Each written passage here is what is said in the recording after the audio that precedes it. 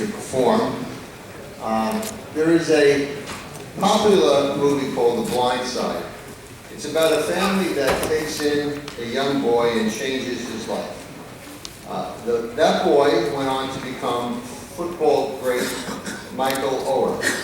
The Toohey family brought him into their home and had a tremendously positive influence in his life. Today, we are recognizing a couple who have had a positive impact on literally 100 children's lives. Levittown residents Jim and Alicia Bulger, who had 4 children of their own, began taking in foster children in 1986. In March of this year, they brought home their 100th foster child. Most of the children they have cared for have been babies with medical needs.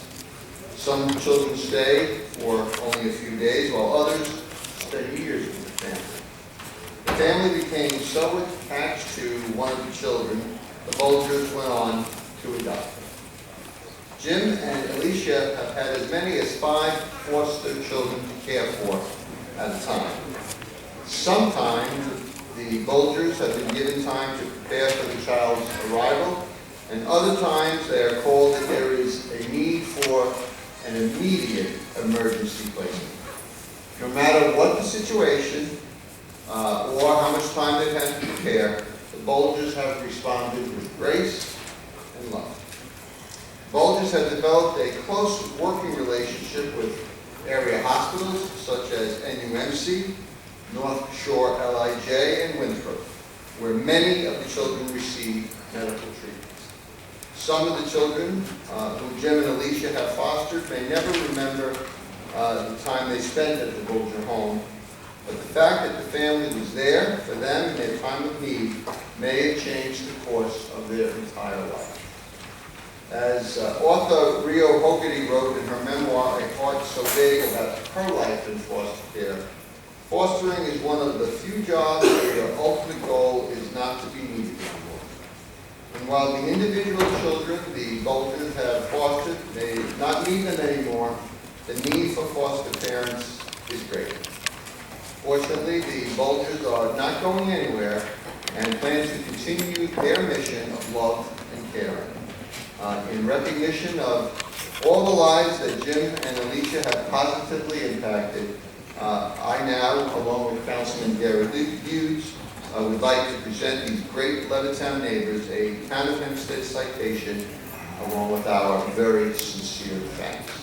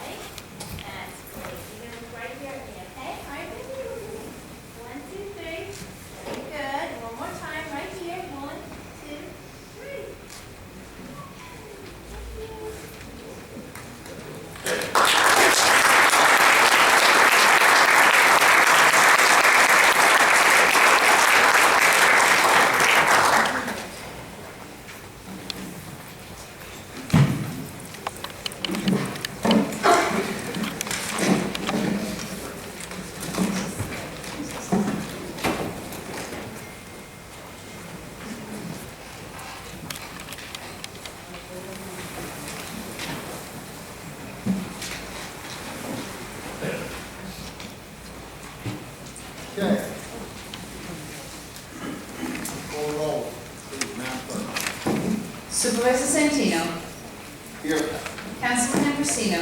Here. Councilman Blakeman. Here. Councilman Diaz-Mazito. Here. Councilwoman Gooseby. Here. Councilman Hughes. Here. Councilwoman King Sweeney. Receiver of taxes Donald X. Clayton. Here. Would you all please rise and join me in the Pledge of Allegiance, which will be led by Senior Councilwoman Dorothy. Pledge allegiance to the flag of the United States of America and to the republic for which it stands, one nation, under God, indivisible, with liberty and justice for all.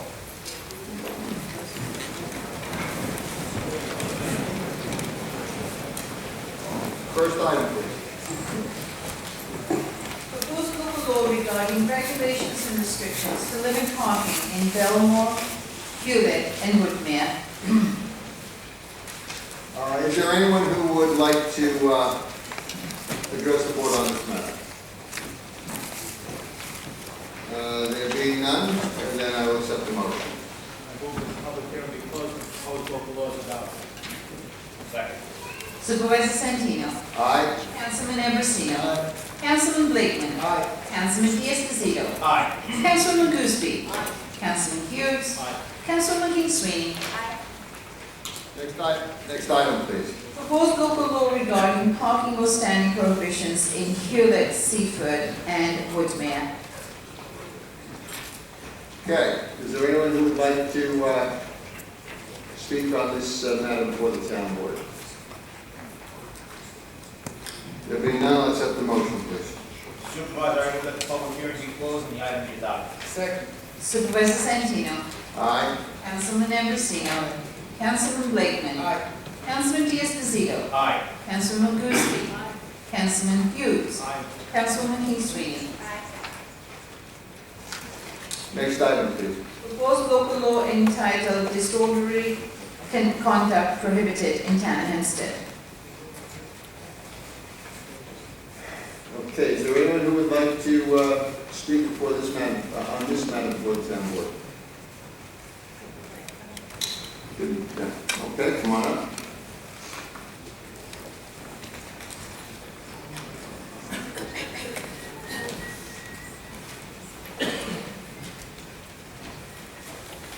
I am Maggie Hempstead. My ears perked up, disorderly conduct. Could you please tell me what this is about? Mr. Rob? 'Cause it's like a flag in the town. Mr. Keller?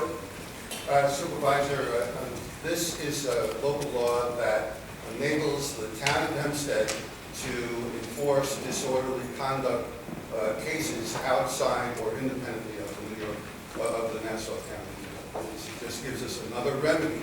If the police are not available, that public safety can go and issue tickets that we can enforce in this report. Oh, okay. So you're creating a law that's going to allow this?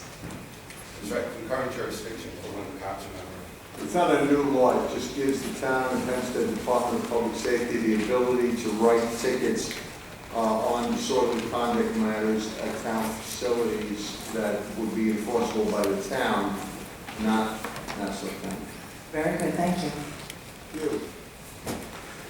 Anyone else on this matter? There being none, I'll accept the motion, please. I move that the public hearing be closed and local law adopted. Supervisor Santino. Aye. Councilman Ambrosino. Aye. Councilman Blakeman. Councilman Diaz-Pasito. Aye. Councilwoman Gooseby. Councilman Hughes. Aye. Councilwoman King Sweeney. Next item, please. Proposed local law entitled Public Parking Fields in relation to modifying parking restrictions in Town of Hempstead. Okay, is there anyone who would like to be heard on this matter? There being none, I'll accept the motion, please.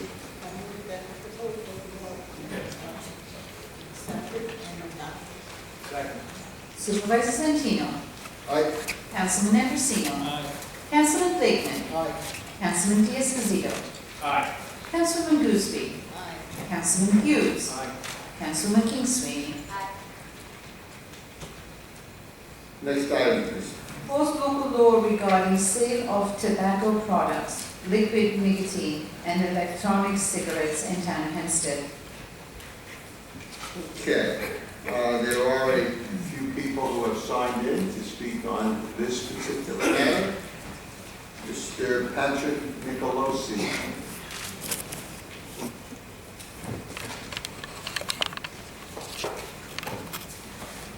Good morning, everyone. Name and address for the record, sir. 5450 Lucille, I'm here today to speak against this war for a number of reasons. Every time the government overreaches, it creates two things. It creates a problem for the legal taxpayers, store owners, and people who buy cigarettes, and it creates a black market for the people who sell them illegally. The problem I have with this law is an arbitrary age, 21. Is the fact that for years I've donated cigars to Scott International in Pennsylvania, to our troops in Afghanistan. We donate thousands of cigars to young men and women who are fighting on our shores, and they're ranging from anywhere from 18, 19, 20-year-old and up. The problem I have with this law is the fact that at 18, you can go off and fight a war. You can get legally married in the state of New York. You go upstate and hunt. Pretty much do everything at 18 years old, and yet the town of Hempstead said you can't smoke. The problem I have with that law is when that soldier, he or she comes home in a uniform, 18, 19, 20 years old, are we going to stop them from buying a pack of cigarettes at the piano or a cigar? Again, it's an arbitrary age, and ironically, everyone in my family has smoked cigarettes except for me. And here's the ironic part. Today I battle medullary cancer, stage 4. I've had a surgery in December, and I've had another one in April, and it's pretty much a very rare type of cancer. It's very hard for me to be here today, but I'm here because I'm trying to get government to stop in our lives, and less government, lower taxes, and I see this as an overreach, and I know it will create a black market, and it won't cure cancer, and it won't reduce cancer, and it won't stop people from smoking. Like I said, I've never smoked a cigarette in my life, but I do donate cigars, and ironically, the doctors at Sloan's and those on Long Island told me this cancer has nothing to do with smoking, not neither secondhand nor cigarette. It is, and I've had this tested because I was concerned about passing it on to my grandchildren, and it came from the environment. Unfortunately, it came from the environment. So before we enact laws and rules against an arbitrary age, I mean, why don't you make it 50 years of age? Think about those men and young boys and girls who are fighting overseas when they come home in a uniform at 20 years old. If that store owner going to say, I'm sorry, I can't sell you a pack of cigarettes, yet they were in Afghanistan fighting a war, it will do nothing except create a huge black market where people will make money. It will not cure cancer. It will not limit people from smoking, because people who smoke will find a way to get that cigarette. Haven't we learned from the drug laws that we passed in this country? The more laws, we have a big epidemic heroin problem and things there. Every time we pass a law against taxpayers, the criminal says, thank you, government, you just gave me more money. Think before we react. Think about those young boys and girls who are fighting, girls and women who are fighting overseas when they come home in uniforms at the age of 20. That the store owner is going to say, sorry, I can't sell you a pack of cigarettes. And not only that, how do you enforce something like that? How do you enforce something? And think of the criminals who are saying thank you. Let's be proactive. You know what? If the town of North Hempstead wants to do it, let those young legally come into Nassau County and spend their money in our stores. I think this is wrong. And I say, as a cancer fighter right now, this will do nothing at all except create a huge black market. Thank you.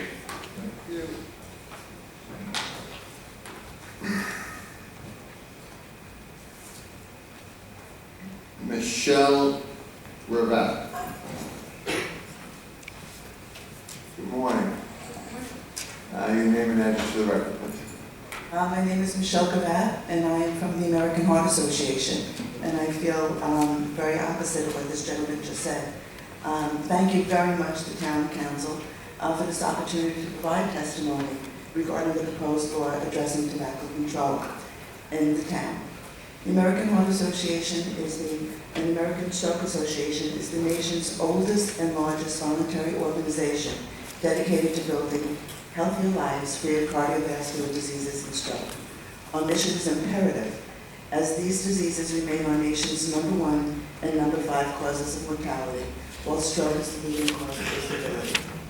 Efforts to prevent these diseases and improve outcomes for heart disease and stroke patients remain a pivotal concern as we pursue our 2020 goal of both a 20% improvement in cardiovascular health for all Americans and a 20% reduction in cardiovascular diseases and stroke and deaths.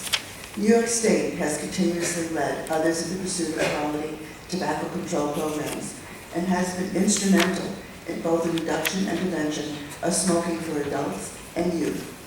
However, smoking still remains a serious health issue for our community. And there is no question that tobacco products are harming our youth. American Heart Association is an evidence-based organization. Important facts. 73,000 New York State high school students currently smoke. 10,600 youth under 18 become new daily smokers every year. Tobacco use still persists as the leading preventable cause of heart disease and stroke in our country.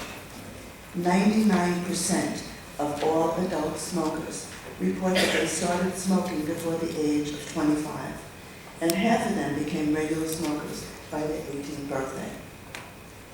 If a youth reaches the age of 21 without smoking, the chance of them ever doing so plummets to 2%.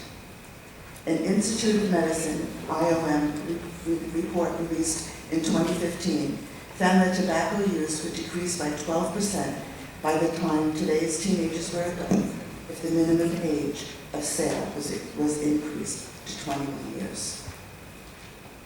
In New York State alone, more than 500,000 New Yorkers live with serious smoking-caused illnesses and disabilities, resulting in about $8.17 billion in healthcare expenditures annually.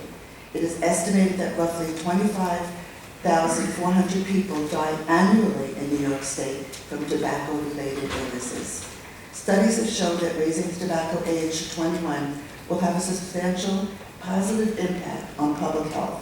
According to a 2015 report by the Institute of Medicine, raising the tobacco sale age will significantly reduce the number of teens and young adults who start smoking, will reduce smoking-caused deaths, and immediately improve the health of adolescents, young adults, and young mothers who would be deterred from smoking as well as their children.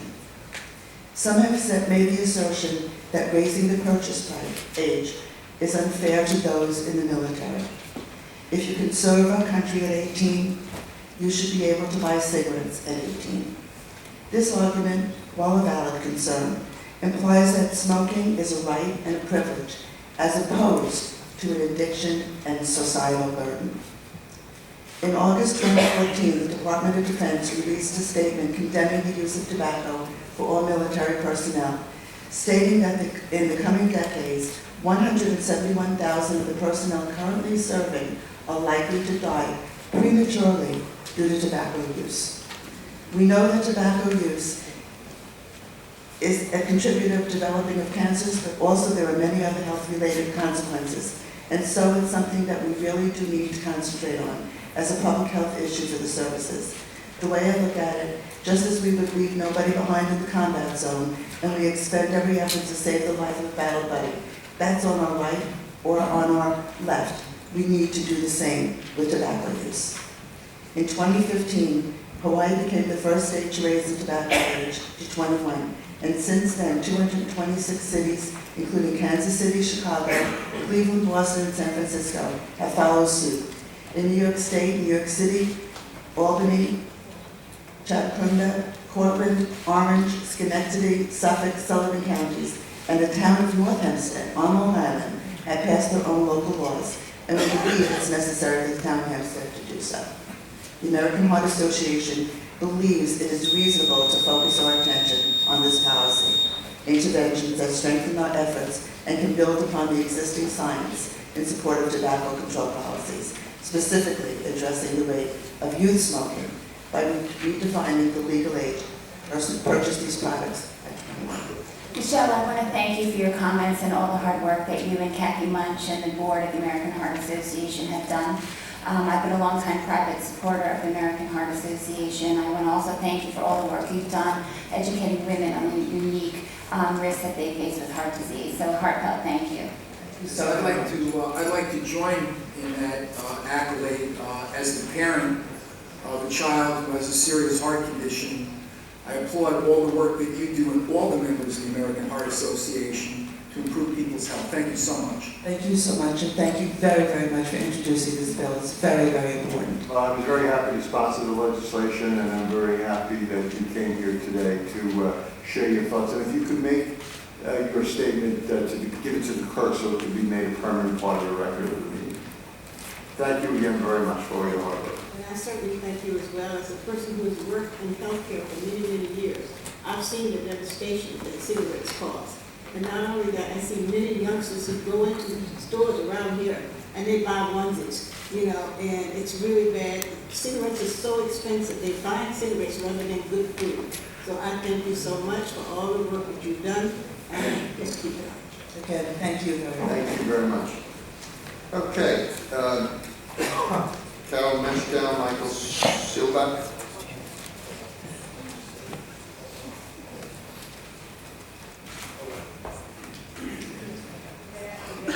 Thank you, Rise, when I switched from Carol to Michael. Michael got tied up. Okay. And you'll understand, You're welcome. you'll understand why I'm here from two people, because he's my grandholder.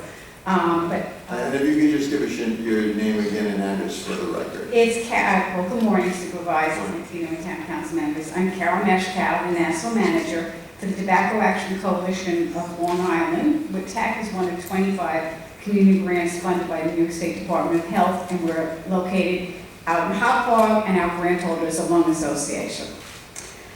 First and foremost, thank you for this opportunity and invitation to provide just a few salient educational points, because I think the research is clear out there.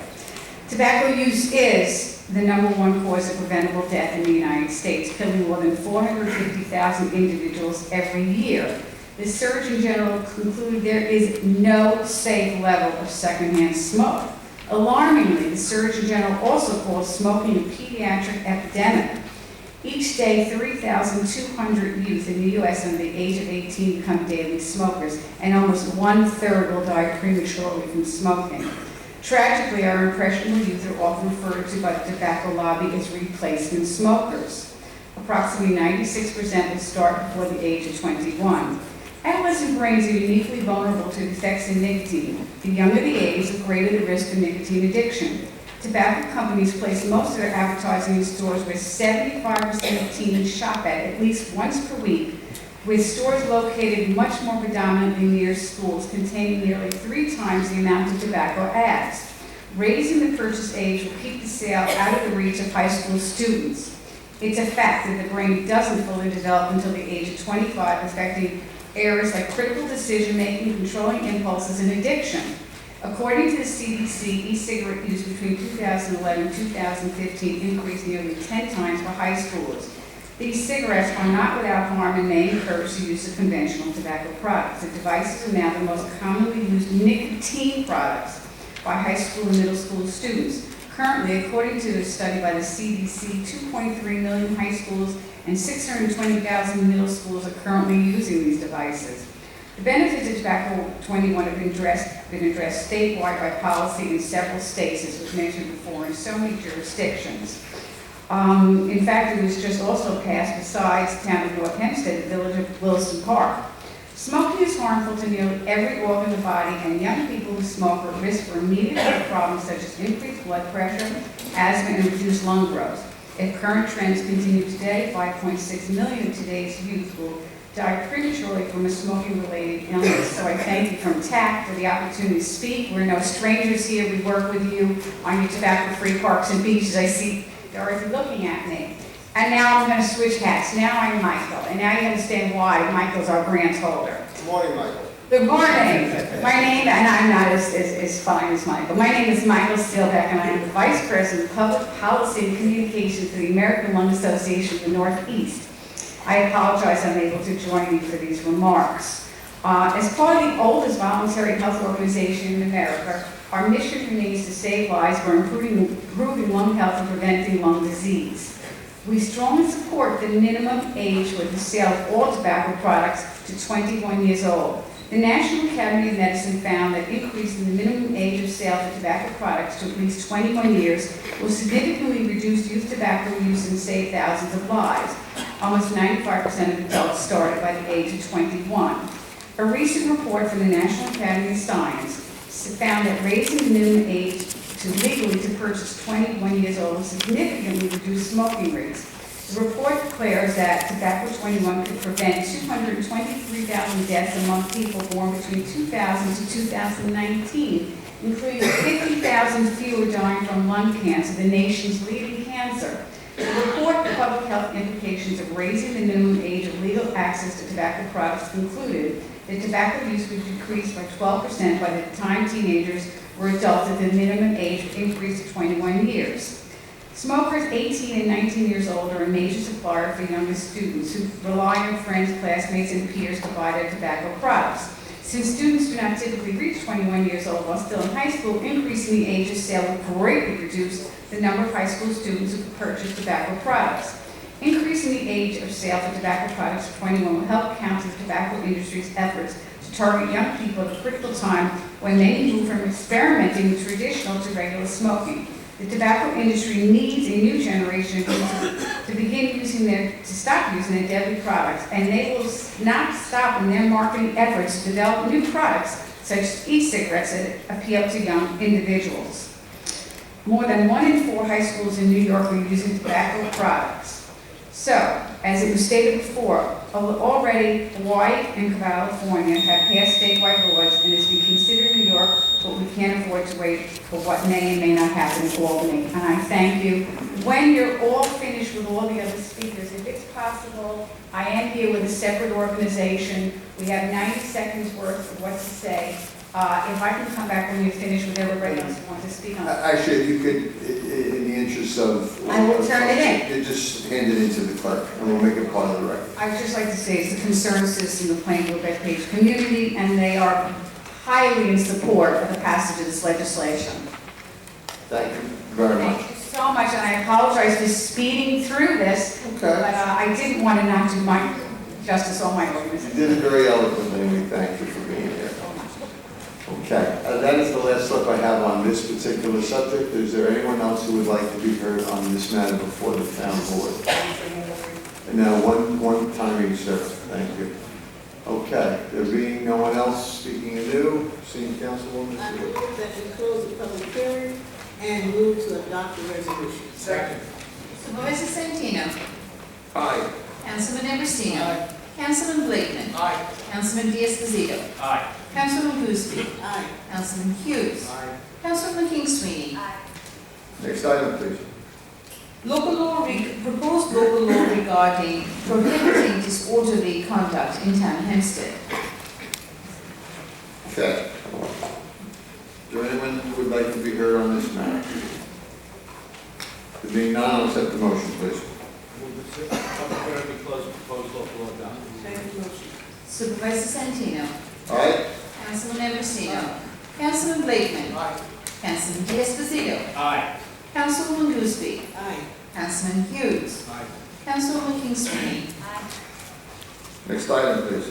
Proposed local law entitled Notice of Violation in relation to the modified notice requirements for remediation of certain chronic sanitation and property maintenance violations on private property. Is there anyone who'd like to be heard on this matter? And there being none, Mr. Supervisor, I move this resolution 3 times. Second. And what's put this to be adopted. there is a move and a second. Please call roll. Supervisor Santino. Aye. Councilman Ambrosino. Councilman Blakeman. Aye. Councilman Diaz-Pasito. Aye. Councilman Gooseby. Aye. Councilman Hughes. Councilman King Sweeney. Next item, please. Proposed revised public parking field maps in Oceanside and Woodmere. Is there anyone who'd like to be heard on this matter? There being none, I'll accept the motion, please. Supervisor, I move that the public hearing be closed and the proposed map be adopted. Second. Supervisor Santino. Aye. Councilman Ambrosino. Councilman Blakeman. Aye. Councilman Diaz-Pasito. Aye. Councilman Gooseby. Aye. Councilman Hughes. Aye. Councilwoman King Sweeney. Next item, please. Proposed recommendation for historic landmark in Uniondale. Okay. Guess we'll start with Mr. Schultz.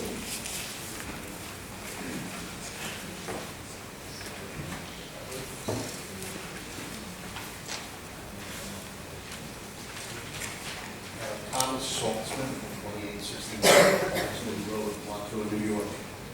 Good morning, Supervisor Santino, honorable town board members.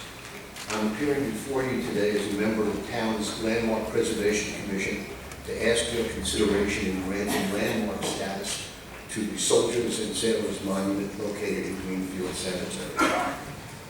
My personal interest in this endeavor came about as a result of searching eBay for postcards depicting historic buildings or locations within the town. This postcard of the monument dates from 1906 and was the stimulating factor in this application. The next 4 photographic views of the statue have been provided courtesy of Cindy Maziarski from the photo section of DGS. I think they do an excellent job of depicting the statue. A search of town records provides information on how this monument came to being. Just 1 month before the annual town meeting of April 1887, a petition from DBP Mott Post 527 of Freeport and the Moses K. Baldwin Post 544 of Hempstead was filed in the town clerk's office.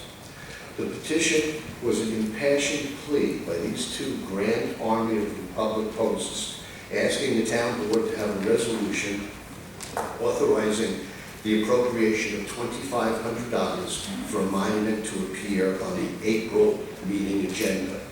A transcription of this petition is located at the end of your packet for ease of reading. The result of voting on that resolution was 1,156 votes for and 312 votes against. Town board minutes show that on May 9th, 1887, the supervisor appointed a committee to oversee the matter of erecting a monument in Greenfield Cemetery in memory of deceased soldiers who fought in the War of Rebellion. Surprisingly, there's no mention in the town records of the dedication of this memorial, but an excerpt from an article in Nassau County Review dated November 27th, 1914, indicates that it was dedicated at the cemetery on May 23rd, 1888. The next mention of the monument in town records comes from the Board of Town Auditors at a meeting in November of that year, showing that the town clerk, Thomas M. Smith, was paid $5 for preparing the inscription on the monument's plaque. And finally, an entry in Supervisor Martin V. Wood's account book shows a payment of $2,500 to the New England Monument Company. As a way of indicating Hempstead's involvement with the war, I've concluded a copy of the census book from the state of New York from 1865, the year in which the war ended, highlighting the years 1860 and 1865. In 1860, the year before the start of the war, the town's population was 12,375.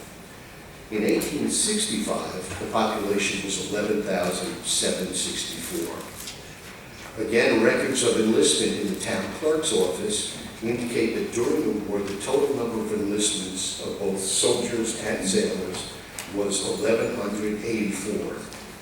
Now, my math is the worst subject in the world, but I think the numbers indicate that at least a large percentage of residents of town of Hempstead served during that war. Now we'll talk about the monument itself. The bronze statue was sculpted by Carl Gerhardt in 1881. It was cast in bronze at the Ames Bronze Foundry in Chicopee, Massachusetts. Besides supplying most of the cannons and swords used in the Civil War, the Ames Company was noted for casting the doors to the east wing of the nation's capital and for the equestrian statue of George Washington located in Union Square Park in New York City.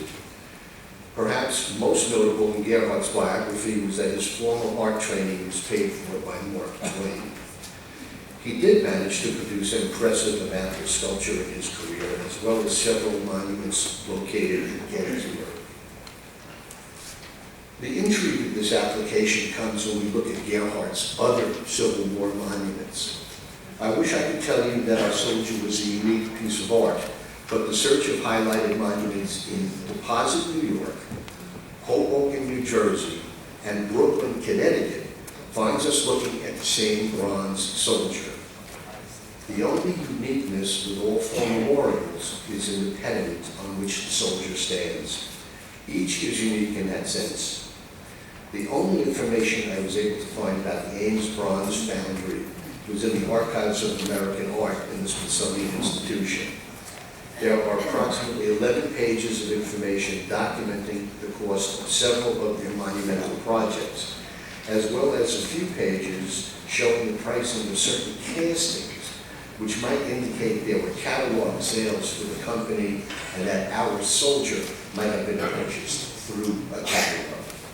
Unfortunately, I've been unable to find any records of the New England Monument Company. Be that as it may, our soldier has stood silent vigil in Greenfield Cemetery for 128 years. When he was 100 years old, the town board passed a resolution for work to be performed by the Gettysburg Restoration and Preservation Association. Not only has he been overseeing the remains of those buried in the cemetery that served in the Great War, but in a sense has served as the sentinel overlooking all buried there. My distinguished colleague on the Landmarks Commission, Dr. Paul Van Wyk, has published what might be considered a compendium of buildings and places in Hempstead that are or should be landmarked, and our monument has garnered a page in that book. If granted, this monument would become only the third town landmark owned by the town, after Rock Hall and our own Old Town Hall. This nation has a tremendous history of memorializing those who have fought and given their lives in its defense. I am hopeful that this board will grant landmark status to our memorial, thereby ensuring its existence well into the future. Thank you. Thank you very much, Mr. Sullivan.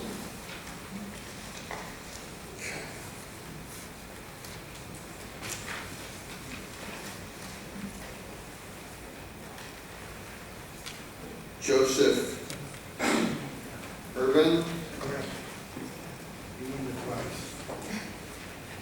Thank you.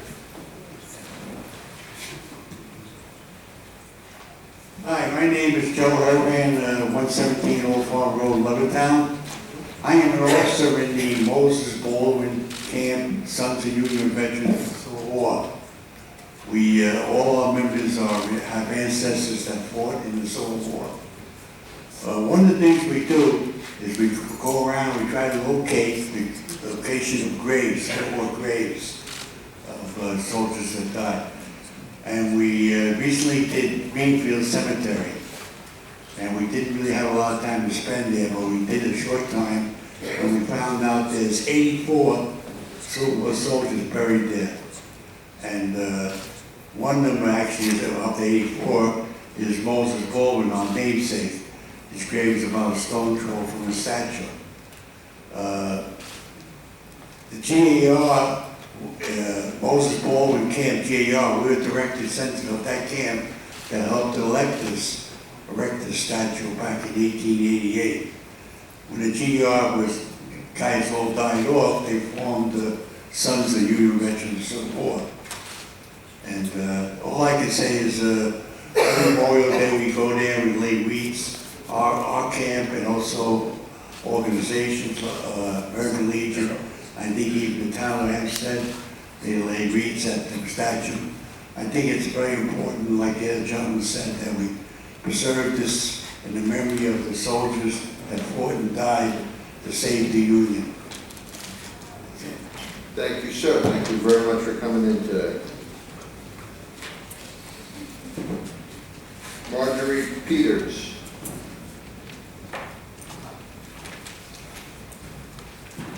Marjorie Peters, there we go. Hi, how are you?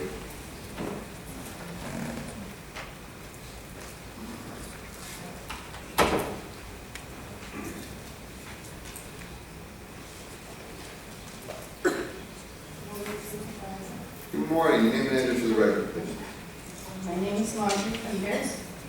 I live at 11 Burke Court in Bayport, New York. I come from a family, my ancestors, military, and a little over a week ago, I got a call from a cousin who informed me that he'd been researching genealogy and told me that we have many family members who are buried in Greenfield Cemetery who fought in the Civil War. My father, my uncles, my brothers, my husband's a Marine, all fought in World War II, Vietnam, and Korea. And I became very interested in what my cousin shared with me, and I did some research myself, and the very next day, in Newsday, was the article on a nod to history regarding what we're here for today, talking about this. And I have pictures of the family members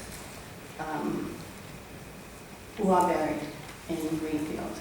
Some I found of the same family are also buried in Gettysburg and also in the National Cemetery in Newburgh. So I find it very important. I'm here on a very personal note, not anything official, but I find it very important that we preserve the history of our nation and our town and country. And so I'm here to say that I hope that this Soldiers and Sailors Monument gets landmark status. And I thank you and I appreciate the opportunity to come here and give my opinion. Thank you very much. Thanks for joining us. Ellen Morrison.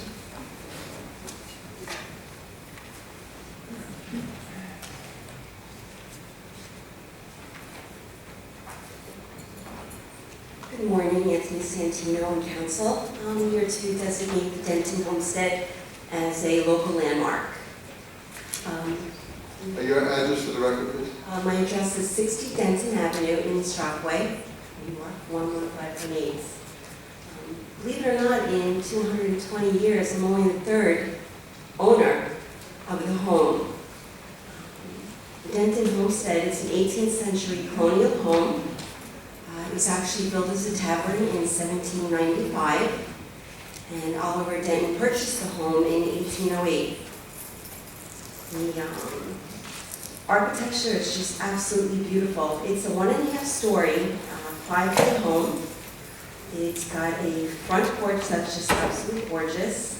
The house has actually been moved 3 times since it was originally built, and it came to rest where it is right now in 1924. The property also has a beautiful carriage house. It's on like a half-acre property. The house has hand-carved mantels and tavern windows. I'm just going to talk from my heart here. I'm not going to read all my paperwork because, I grew up in East Rockaway, and I love this home my whole entire life. And you just look at it, and you see the antiquity and the charm of it all. And the Dentons were such a prominent family. They helped shape the community. Del Denton, he was fire chief, so he was like 80 years old. They played such a vital role in the community. You just walk into the home and you have to think where the Hewletts gathered after church and where the Davisons gathered after church. And then they all went into the parlor and they all gathered for tea. And, I just think it's a shame that all the historical landmarks are being torn down. Davison's was torn down. His Point Inn was torn down, Skippy's Bait Shop was just torn down. And, very short and sweet this morning. I just want to designate it as a landmark because I don't want it to be torn down. A contractor's going to move in, rip it down and build 3 houses. It's happening all over town. And, I just want to do the Dentons proud. They shaped our community and, I just want to save the home. I think Del Denton would really appreciate it. And plus all the spirits are still there. I see them. So I just want to preserve it as a national landmark. Very simple, I'm not official. Just a homeowner, I still live there. It's a little hard, but I love it. Thank you, Ms. Morrison. Thank you for sharing your thoughts, and thank you for your love of the community. Thank you very much. You're welcome. Okay. I believe we have a motion and a second on, anyone else on the East Rockaway property? No, excuse me. Yeah, so we have a motion and and a second on the Uniondale Soldiers and Sailors Monument. So, yeah, we can call it well, we need a motion in a second. We just called it. So I need a motion now on the Soldiers and Sailors Monument. Great. Mr. Plaza, I propose that we close the public hearing and pass this resolution. So, call the roll. Supervisor Santino. Aye. Councilman Ambrosino. Councilman Blakeman. Councilman Diaz-Bazito. Aye. Councilwoman Gooseby. Yes, because it's one of the, it's really something that we need to preserve. Our history is so important.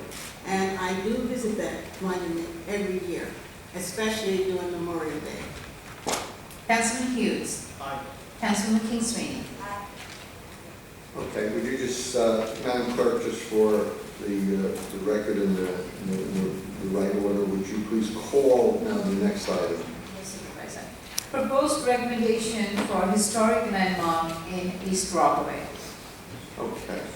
We've heard from Ms. Morrison, the owner of the property. There was no one else who indicated that they wanted to speak on that matter, so now we will move to a motion. I need a motion on the Benton homestead. I move that be granted. Supervisor Santino. Aye. Councilman Ambrosino. Councilman Blakeman. Councilman Diaz-Bazito. Aye. Councilwoman Gooseby. Aye. Councilman Hughes.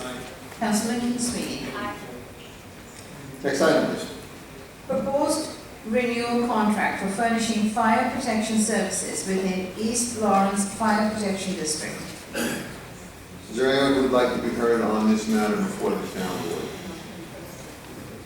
There being none, I will accept the motion, please. So moved. I move the public hearing be closed and the contract. Is there a second? Supervisor Santino. Aye. Councilman Ambrosino. Councilman Blakeman. Councilman Diaz-Bazito. Aye. Councilwoman Gooseby. Aye. Councilman Hughes. Councilwoman King Sweeney. Next item, please.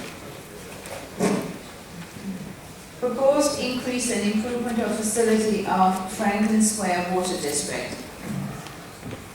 Okay, we have one individual who has to sign in on this, who has to speak on this, and signed in, Mr. Felix Kovach.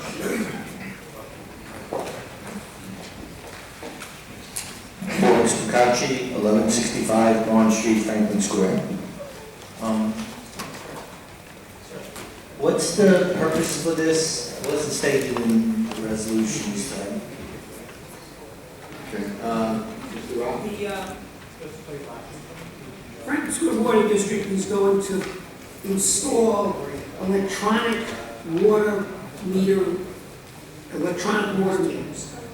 And the cost is $1.5 million, and so rather than bear the cost of all in 1 year, they're asking that the town of Hempstead do a bond issue for them.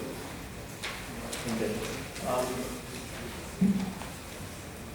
How can the public be assured that the money being bonded is going to be spent entirely for the stated purpose?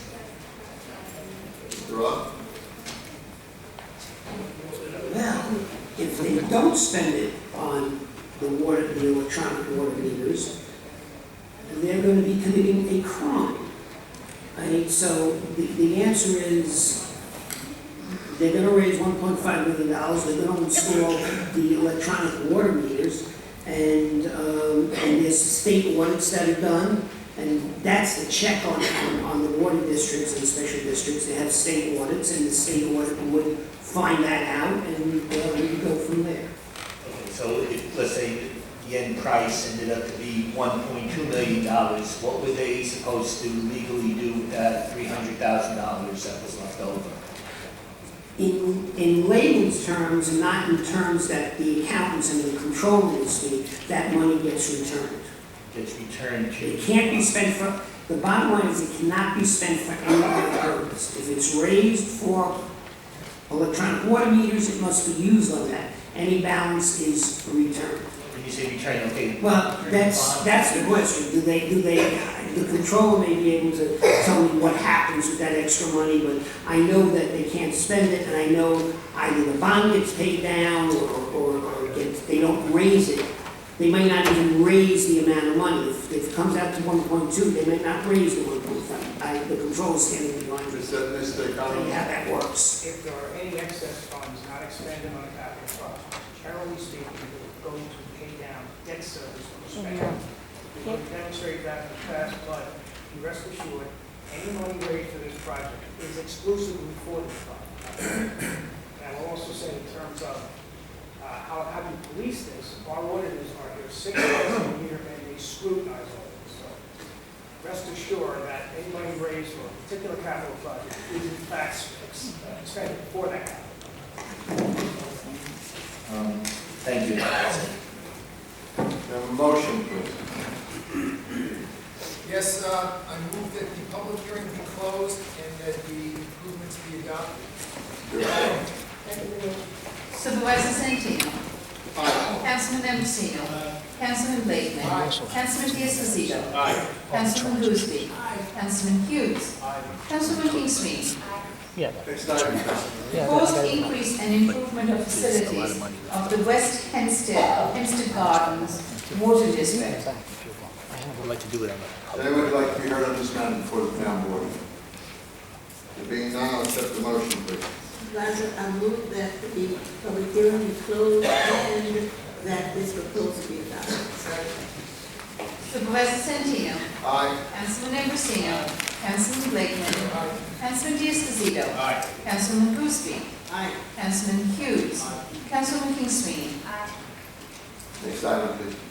Petition of Woodcrest Village Park Associates to rezone from Residence CA District to CAS Residence District in Oceanside.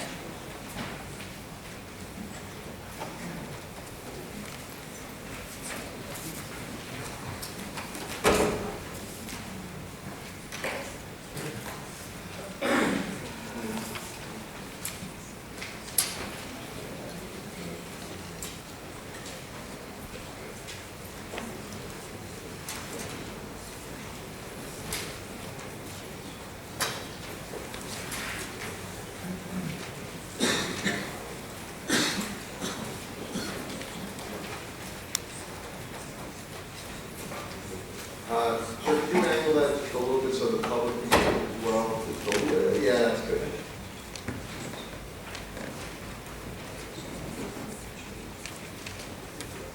Okay, Mr. Falchuk, Councilor, good morning. Good morning. Name and address for the record, please. Michael Falchuk, 1425 RXR Plaza, Uniondale.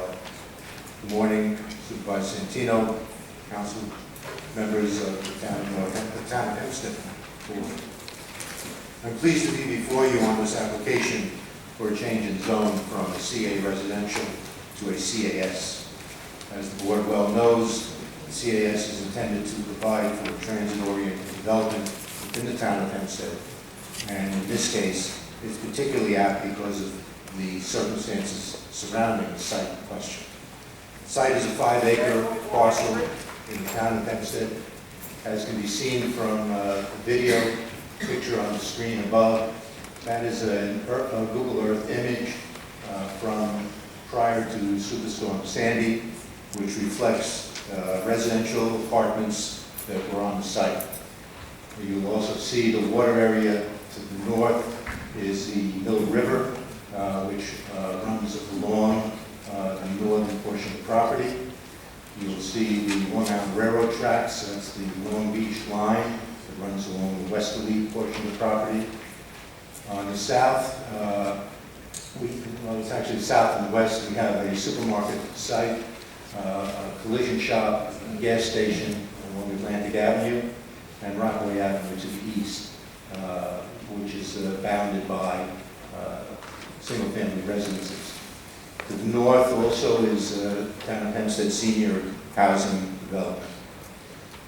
Regrettably, this site was devastated during Superstorm Sandy and was beyond repair. The property has been demolished. Currently, if we take a look at the current site photograph from the air, you can see the area now. All of the housing that had been there has been removed because of the damage caused. foundations still remain pending the application before this board for the CAS designation. As the board knows, in the code, it specifically provides that the intent of the CAS is to provide for higher density housing near railroad stations and bus routes. In this instance, you can readily see the visibility and connectivity of the site to the railroad station itself. We hope to be able to meet with the MTA, provide direct access from the site rather than have individuals required to walk around to the barn area at Atlantic Avenue. We're hopeful that the MTA will accommodate the request.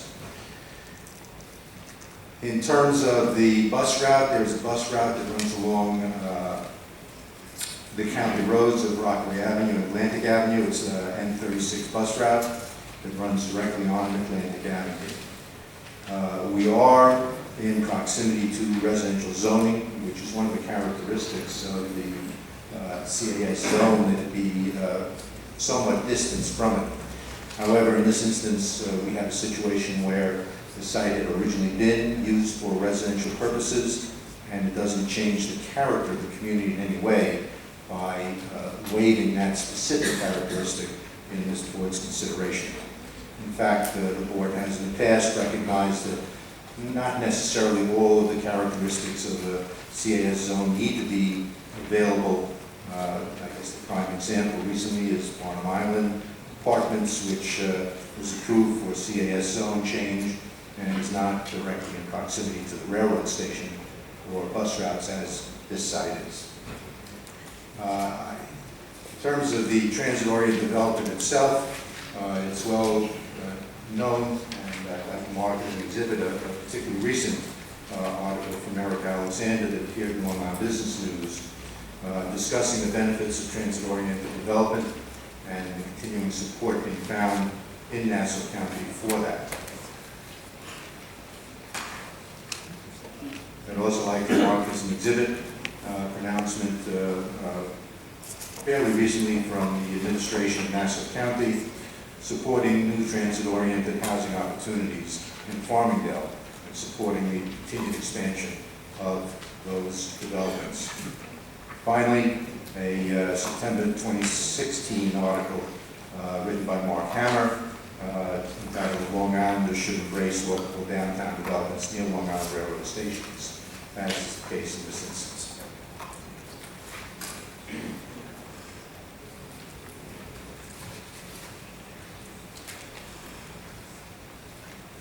One of the other characteristics of CAS zone is to address hardship situations.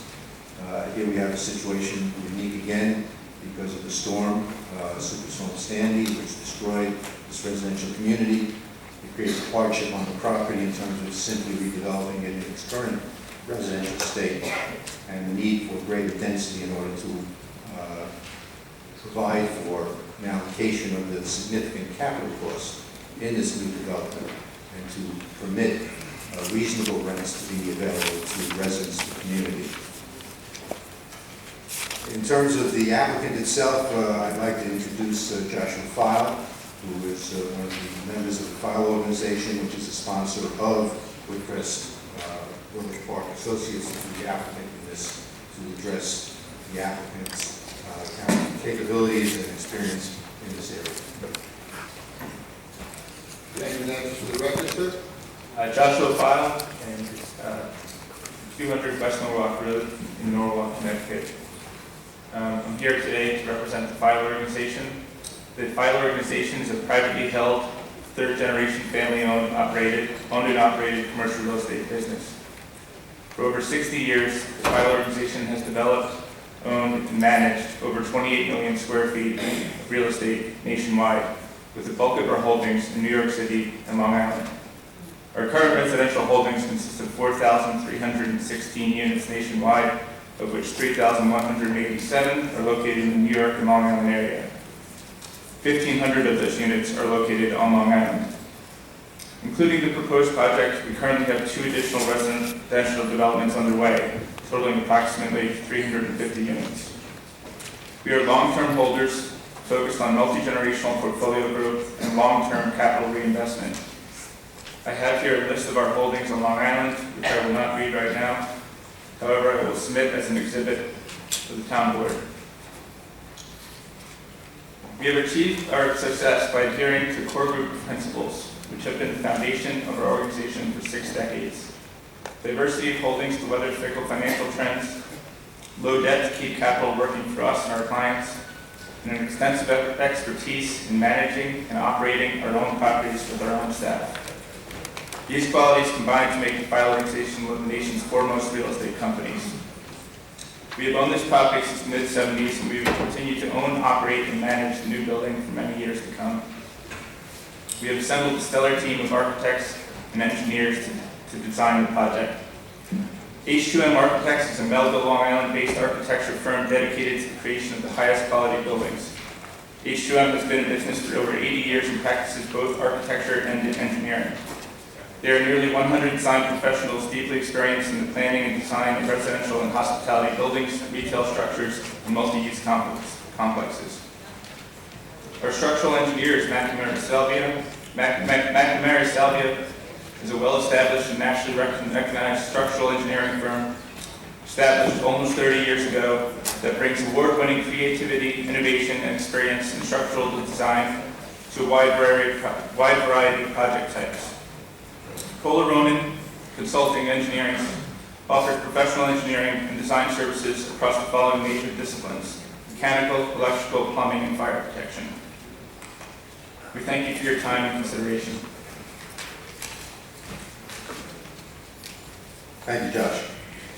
In terms of the project itself, and of course subject to site plan review and approval, I'd like to introduce Robert Ike from H2M to discuss a little bit about the current concept of what will be proposed to be built at the site. In that connection, as a prelude, let me point out that under the CAS zoning, the proposal will be fully compliant. They will be permitted up to 266 units on the site. The proposal is not looking to take the maximum advantage of the site, quite the contrary. We plan to stay below that limit at 239 units proposed as stated in the application. Good morning, Supervisor Santino. Good morning. Name and address for the record. My name is Robert Ikes from H2M Architects and Engineers, located primary address 538 North Howard Road, Melville, New York, 11747. I am here today to provide the board with a general overview of the conceptual design of this proposal. As it was previously stated, this is an approximate 5.0 acre site. This project calls for the full redevelopment of that property. Prior to the removal of the existing buildings, these buildings were multi-story, multi-family structures, similar to what we are proposing for this application. As it was also mentioned, the intent is to provide multi-family housing, commuter housing. Housing for people looking to take advantage of public transportation. The Long Island Railroad located immediately to the west, as well as the bus route to the south. People would be looking to take advantage of that if they were to live here. The proposal will call for the full development of the property. What that includes is new site circulation throughout. We'll be maintaining one point of access, which is similar to the previous development. However, what we're doing is we're shifting that further north, further away from the intersection of Atlantic Avenue and Rockaway Avenue. In addition to that, we are providing new parking accommodations with associated site lighting. We're doing a full new landscaping plan with green space, new shrubs, new ornamental trees. If you please just cycle through, you'll see a proposed site plan. There you go, right there. So this site plan will depict the layout of the building and the property. We are also providing new subsurface stormwater system, fully capable of capturing 100% of the rainwater within the boundaries of the property. And of course, a new elevated structure. The structure would be a 4-story building, elevated to protect it from future flooding. It will be provided with new modern amenities. The drawings filed with the board will show a total of 239 units. If you could please cycle through. There's a floor plan. One more. and one more. There's a total of 239 units. There's a mix of studio apartments. These are sized at approximately 473 to 490 square feet. There's one-bedroom units sized at approximately 725 square feet, and two-bedroom units sized at approximately 131 square feet. Well, I'm sorry, 1,031 square feet. This is going to be a mix throughout the 3 upper floors. The ground floor will be primarily parking. However, we are also providing some points of access for convenience to the residents in the form of a few vestibules throughout so that you have access to various wings of the building. We also provide maintenance quarters and utility space on the ground floor. I do want to stress to the board that if we were to be approved for the change of zone, that this will be an as-of-right application. This will respect all bulk zoning requirements. One for permitted use. The building will be in full compliance on number of stories as well as well under the maximum allowable height from finished grade. The proposal calls for 20% less in building coverage than what the code stipulates as a maximum. With regards to setbacks, at its nearest point along the front yard, we are more than 2.5 times the minimum. Along the side yards, more than double what is required, and more than 1.5 times the minimum requirement for the rear yard. We are providing sufficient parking to support the building, and we are well under the maximum allowable density for families per acre. The conceptual design is also respectful of the neighbors. The building orientation, for example, is in such a way that the short facades are closest to Rockaway Avenue. These are also much further set back when you compare it to the housing development immediately to the north. I mentioned that its nearest point, it is more than 2.5 times the minimum. On the north portion of the property, it's 4 times that. So we are providing nice open space along the street there. The building architecture incorporates a mansard roof structure. You can see that depicted in the rendering. If we could just cycle through, please. There is there you go. So these are the elevations that show you the general look of the facades. There's a mansard roof that wraps the entire building, and what that's going to do is it's going to provide screening for any rooftop-mounted equipment, and it's also going to control the noise, so the neighbors will not see or hear any rooftop-mounted equipment.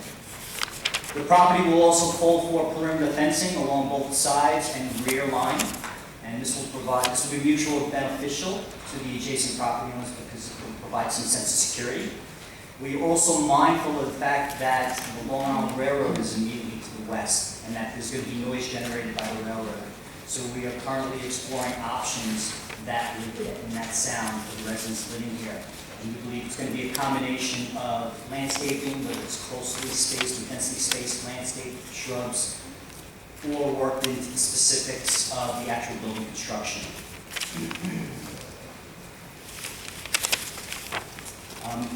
Rockaway Avenue is a county road, so we are working with the county.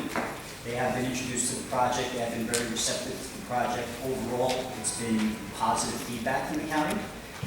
We have also been corresponding with Oceanside Sanitation District. They have served this property in the past and will continue to serve this property. They are familiar with the location. We are working with them on site circulation for their trucks and coming up with a plan that will work. We are also working... So, excuse me, sir, it's anticipated that sanitation would be collected at dumpster systems, or through a dumpster system, or We have also been working with the Nassau County Fire Marshal's Office and the local Oceanside Fire Department with regards to site access of their emergency vehicles, making sure that they have proper maneuverability around the site for their fire apparatus trucks.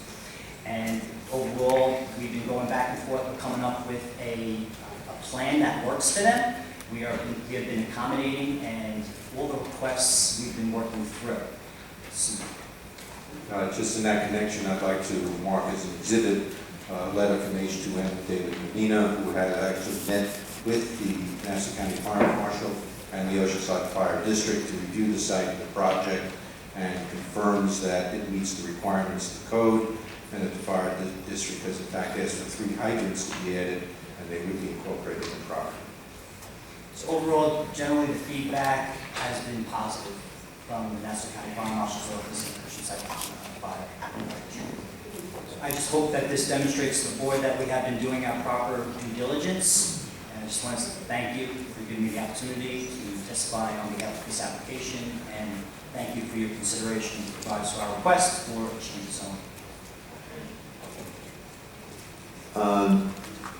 Council, does that conclude your presentation? Or go ahead, you're up.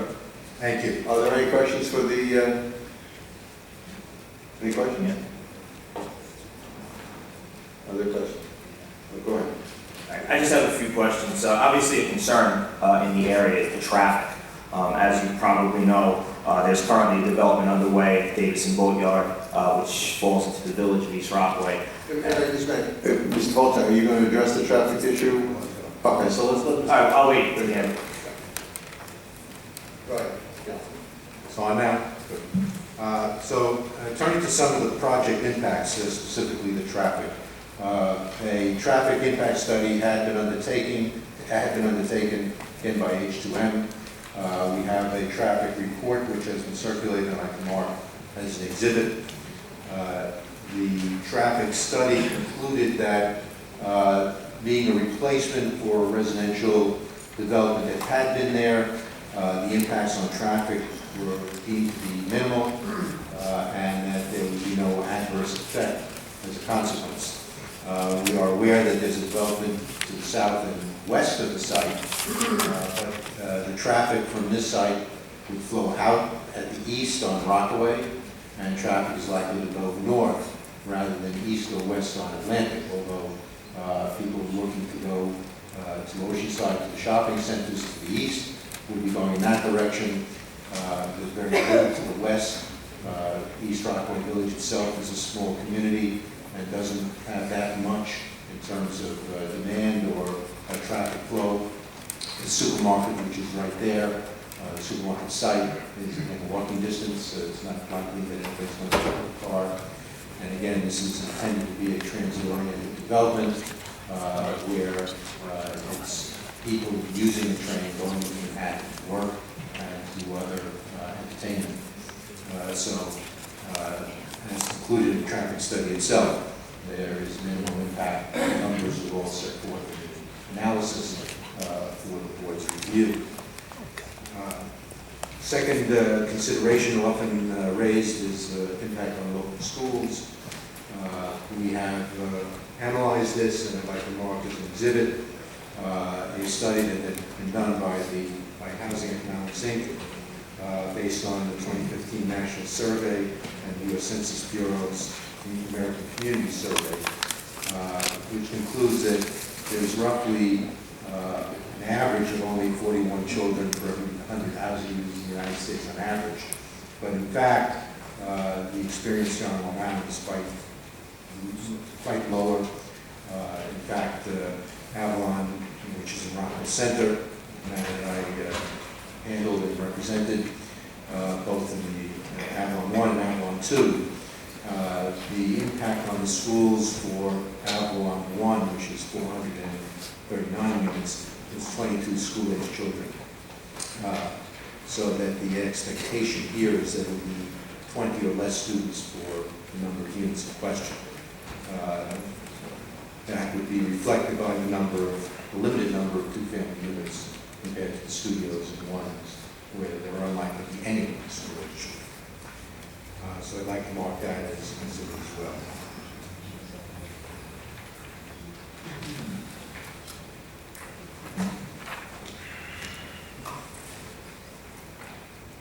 Finally, needless to say, there is always an economic impact from developments of this type. We believe that this would be a favorable addition to the community.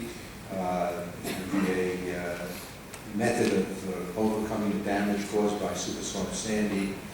And again, we had added density, which is the primary benefit from converting to CAS, will allow the developer to allocate that cost over a larger number of units and therefore make them more affordable than they otherwise might be if the number of units were limited. Okay, that concludes my presentation.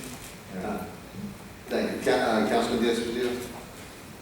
I guess going back to the traffic, I'll have to conduct, some sort of comprehensive review of the traffic engineering study that you presented, but it's a little scary. Someone who travels in that area pretty often, the traffic as it is right now is a little tough, so I'm a little concerned about adding these units and then the development, like I said, of Davis and Boyer, but it's something that we'll look at. I know you mentioned that you're going to move the point of access north to alleviate traffic off of Atlantic Avenue, which I think will help.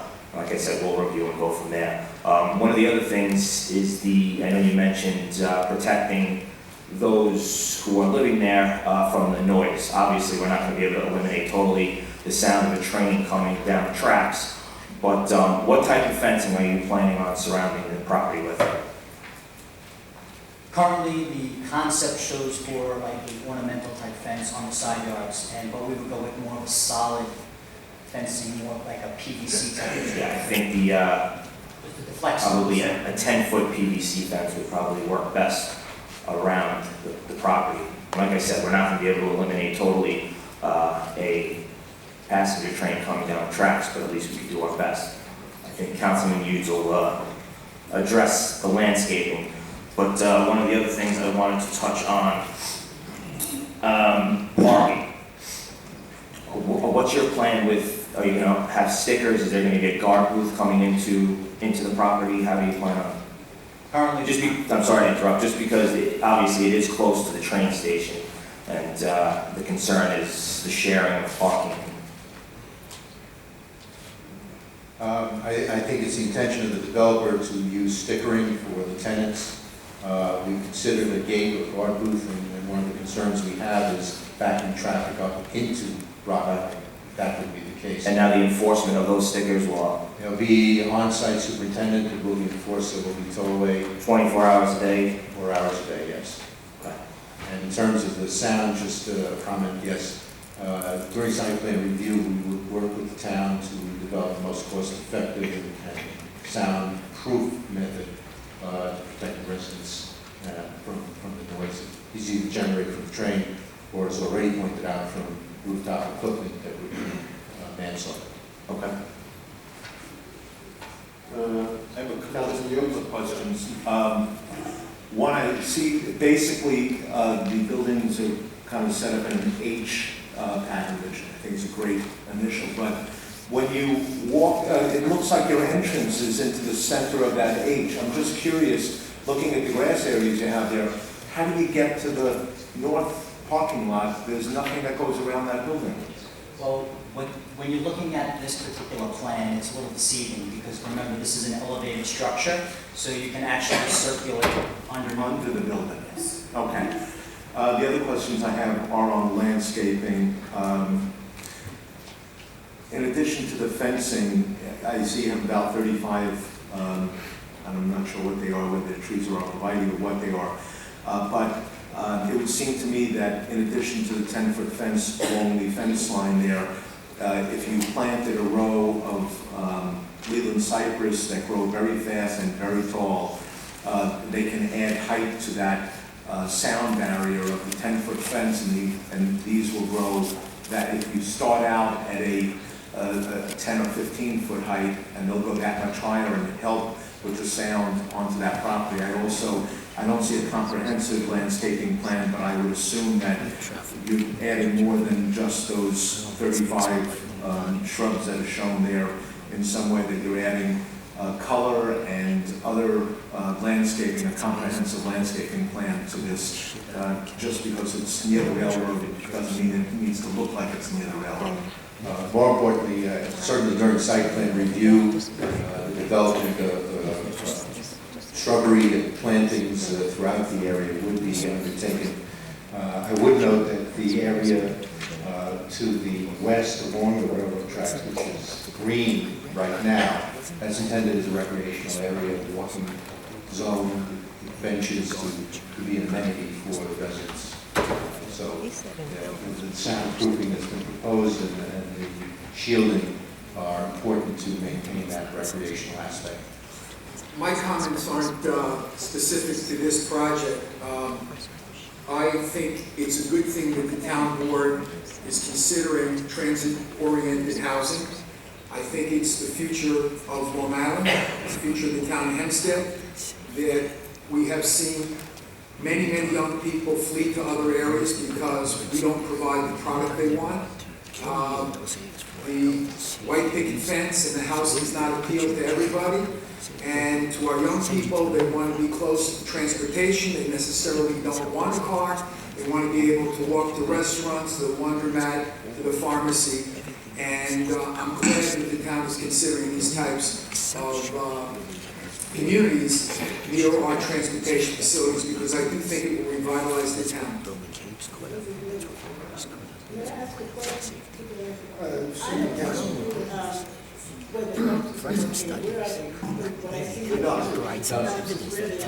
That's still being discussed with the sanitation district.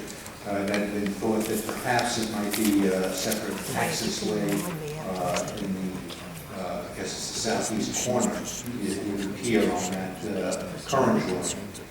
It's likely to be revised and put internally because of the access on Rockaway Avenue. That's still Now, it doesn't go on to say anything. Are there any other questions from members of the board? Bill McCabe's lawsuit.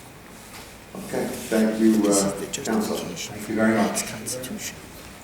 The thing is, that's fine. Absolutely. You gotta put some. Particularly in the springtime. Like, but nothing. We have one person who signed in from the public, Rachel Summerson. Rachel Summers.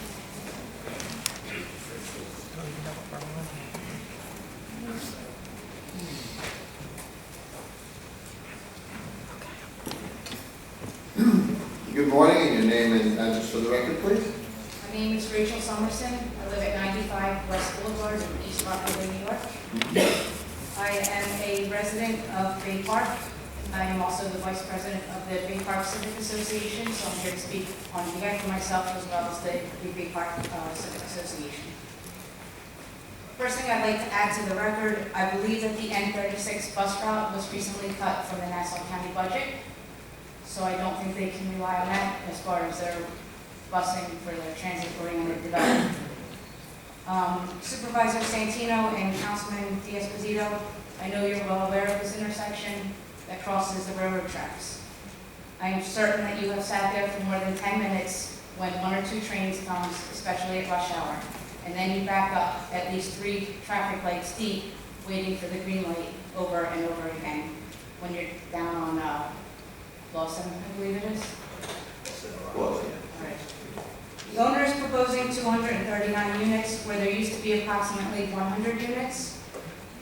Comparing the traffic from 100 units to 239 units, I think is a significant difference. However, they're saying that their traffic study is showing that it wouldn't be much of a difference.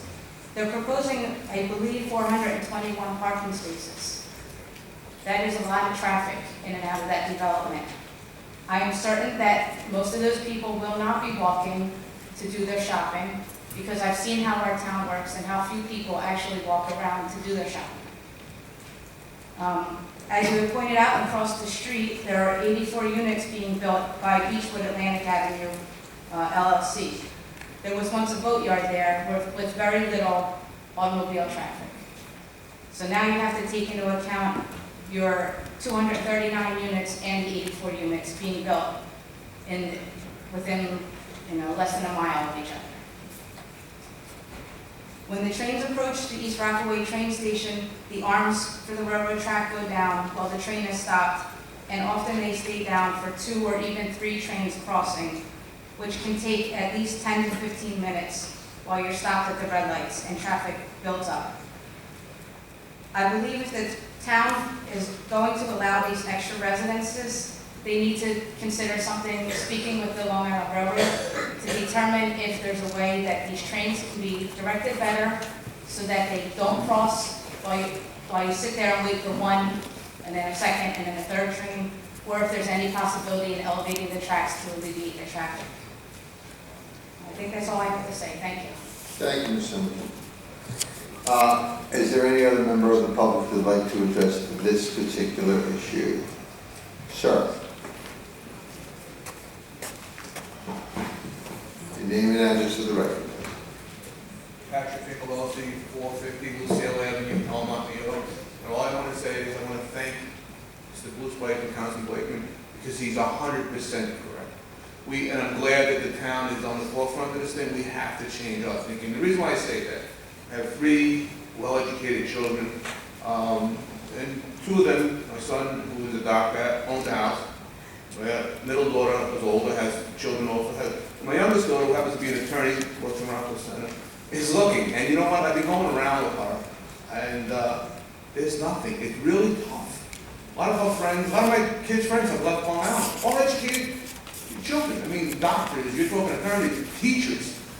We have a crisis here. We really, really do. And I'll even emphasize the crisis. I mean, my life. I mean, we have this house, empty nest house. We're looking. And I would love an apartment where I can walk to stores and have the transportation option. But there's nothing for us either. I mean, some of the properties I'm looking at, even in Rockville Center, I mean, one townhouse was $600,000 near the golf line, $17,000 a year property tax. I'm willing to trade off that. But I am so happy that this town is finally on the forefront to keep our youth here, because they're the ones that will be paying our taxes.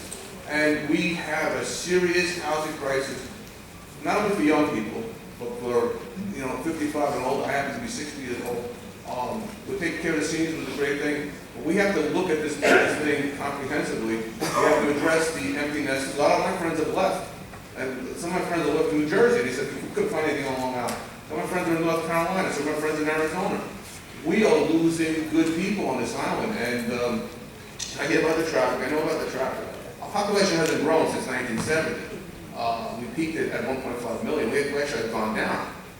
We have to fix our infrastructure without a doubt. But I thank you, Councilman, who addressed that issue. Thank the town board for finally addressing the issue of housing. It must be done. I appreciate that. Thank you.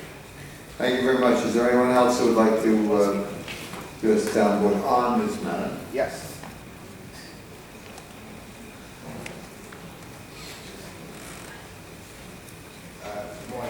Good morning. Your name and address for the record, please. A. Hanson, PO Box 7645 in Garden City, New York. I really think that this is a good step moving forward for the town of Hempstead and Nassau County. We really need this type of apartment. And what I really think, 2 things that is, concern is the traffic that the ladies speak about. So if the developer could do more study on traffic to see how they could maintain the flow of traffic, that would be good. And if they could contact the head of Long Island Railroad, rather than slow down the train when they pass in these neighborhoods, it could happen. This is something good for the town, and it's something good moving forward. And it's something for the seniors. The taxes are killing the seniors. Seniors are losing their homes for taxes when they finish paying for it. And we must now start to consolidate department in the town of Hempstead to cut down on taxes and let Haskell start paying the fear of taxes and all these other people that's not paying. And I think we should start the argument of getting rid of all villages and just keep Hempstead village a town in Nassau County. And if we get rid of all villages and Garden City, in Nassau County, it would be a better county. We would only have 3 agencies to watch. And I think that's a big part of the burden on the taxpayer in Nassau County is the villages. And the village, what they do is they hire who they feel like hiring, pay them $150,000, $200,000, do nothing, give them free cars to go home like the building department here in the town, bringing on more cars. They're not supposed to bring on more cars. That's the way we could cut taxes down. Because when they bring over cars and we pay for the gas, we pay for the wear and tear in these cars. They're not supposed. When I worked for the government in the Port Authority, I couldn't take their cars home. I have to have my own car, parking lots, then bring their cars. So I told Santino I want no one to take cars home anymore unless the contract calls for that. Mr. Hanson, is this on this particular matter? Well, I'm just speaking a little bit off the record, but please, I'm for this development. I'm for this development. This is better than the Beatman want to build up Alice Basin, because I heard a guy talk about affordable, and that's what really gets me. The affordable is very good. So you're in favor of this device? I'm in favor of it. Thank you very much, Mr. Hanson. Is there anyone else who'd like to speak on this matter before the town board? Being none, I'll accept the motion, please. Supervisor, I move that the public hearing be closed and we reserve decision on the petition. Second. Supervisor Santino. Aye. Councilman Blakeman. Aye. Councilman Diaz-Pasito. Aye. Councilwoman Gooseby. Councilman Hughes. Aye. Councilwoman King Sweeney. Okay, on the decision calendar. On the decision calendar, Supervisor, we have application of Bolo Management Corp. for variance from provisions of GSS ordinance to operate a new convenience store at an existing gasoline service station, as well as area sign and parking variance in Oceanside. I have a companion application, of Bolo Management Corp. for modification of configuration of restricted covenants recorded on October 9, 1990 in Oceanside. Okay, you have a motion, please. Make a motion to grant the decision. Second. Supervisor Santino. Aye. Councilman Esposito. Aye. Councilwoman Gooseby. Councilman Hughes. Councilwoman King Sweeney. Okay, next decision, please. Application of 141 F Realty LLC to rezone from Residence District B to Business District involvement, and a companion application of 141 F Realty LLC for a permit to include existing gasoline service station within GSS District and install 4 pump islands with 1 multi-product dispenser per island, erect canopy over proposed island, and operate a self-service snack shop in office area involving. Do you have a motion on these 2 decisions? I make it. Supervisor Santino. Aye. Councilman Blakeman. Aye. Councilman Diaz-Pasito. Aye. Councilman Gooseby. Councilman Hughes. Councilman King Sweeney. Okay, on the administrative calendar. On the administrative calendar, Supervisor, we have items 1 through 48. Clerk, I just want to correct my motion. I make a motion that the decision be granted. Thank you. This is on the board. Proposal. Let's just vote again to make sure it's all, so he's made, Councilman Esposito has made a motion that the decision be granted, has been seconded by Councilman Hughes, so we will vote again on the Baldwin matter. Supervisor Santino. Aye. Councilman Blakeman. Aye. Councilman Diaz-Pasito. Aye. Councilman Gooseby. Councilman Hughes. Councilman King Sweeney. On the administrative calendar. Administrative calendar, we have items 1 through 48. Okay, Supervisor, Councilwoman Gooseby has the I move the administrative calendar, items 1 through 48, with the exception of items 17 and 34, which I move to be taken. Here, a second. Okay. Mr. Supervisor, I have a hand-up resolution establishing an Inspector General to provide an independent investigator named Inspector General to monitor and combat waste, corruption, and fraud. I submitted the hand-up resolution to all the town board members and to the town clerk. Okay, Mr. Thompson. Mr. Supervisor, members of the board, under our rules, the vote that we're about to take is on whether or not this matter should be considered an emergency hand-up resolution on today's calendar and not on the merits of the item. Okay, so then on the procedural question as to whether or not that this should be considered as an emergency hand-up, please call the roll. Supervisor Santino. No. Councilman Ambrosino. Yes. Councilman Blakeman. Yes. Councilman Diaz-Pasito. No. Councilman Gooseby. No. Councilman Hughes. No. Councilwoman King Sweeney. Yes. Okay, on the administrative calendar then, items number 1 to 48, with the exceptions of items 17 and 34, which have been moved to be tabled. So on that collectively, those items absent the 17 and 34, I will have a motion, please. Supervisor, I move that. Oh, you did that, I'm sorry. We have a second. Sorry, my mistake. Okay, so then now with respect to those items, there are people who wish to speak on items on the administrative calendar. And Mr. Michael Folkercheck. So with us, Mr. Folkercheck, you did sign in on the administrative. Nope. Okay. Marion Craig. Ms. Craig.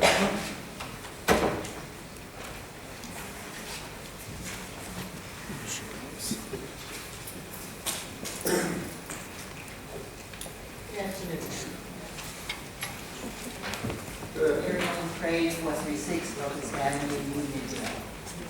My question, I have several questions. One is on the first item, where the house is located, or the two houses in Unionville, please. Okay, and on the number one, the threat. Okay. Commissioner Alden.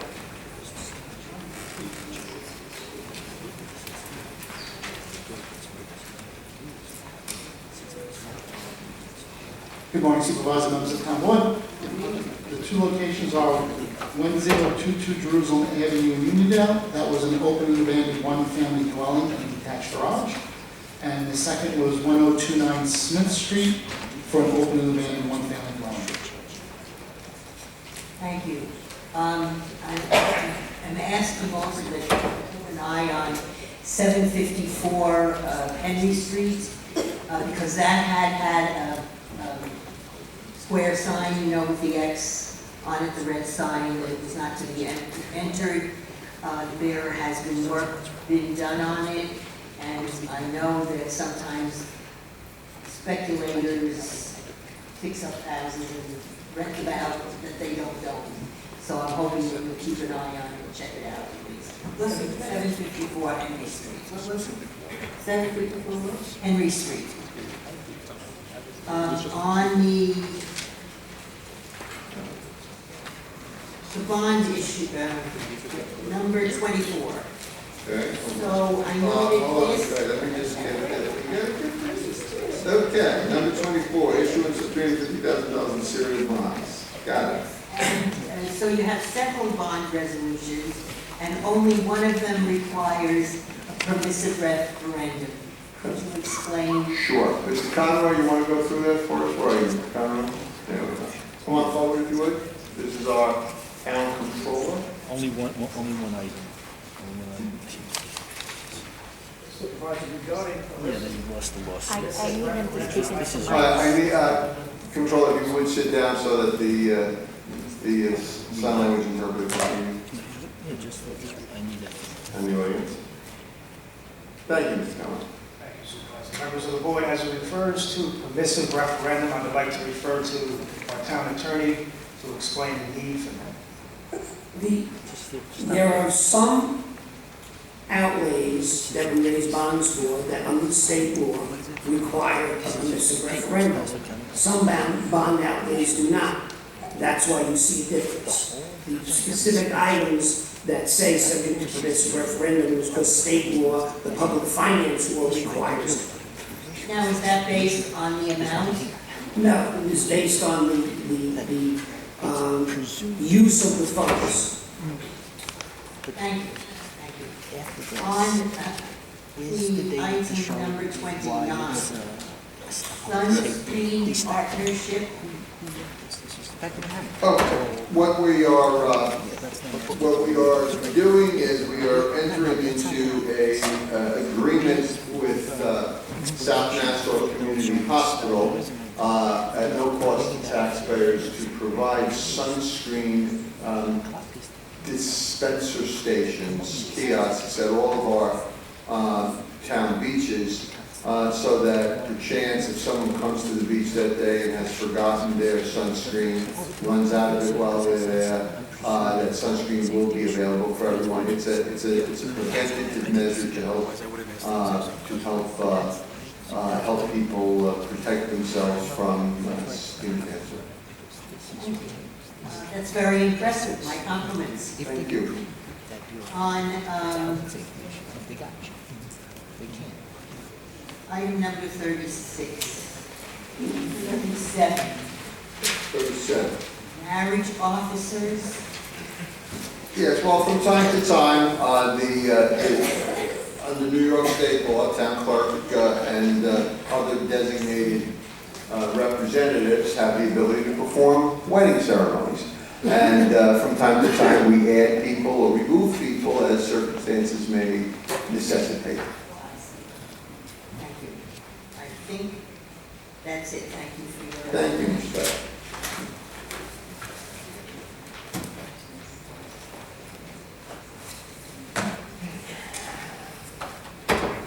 Andrea Weingarten.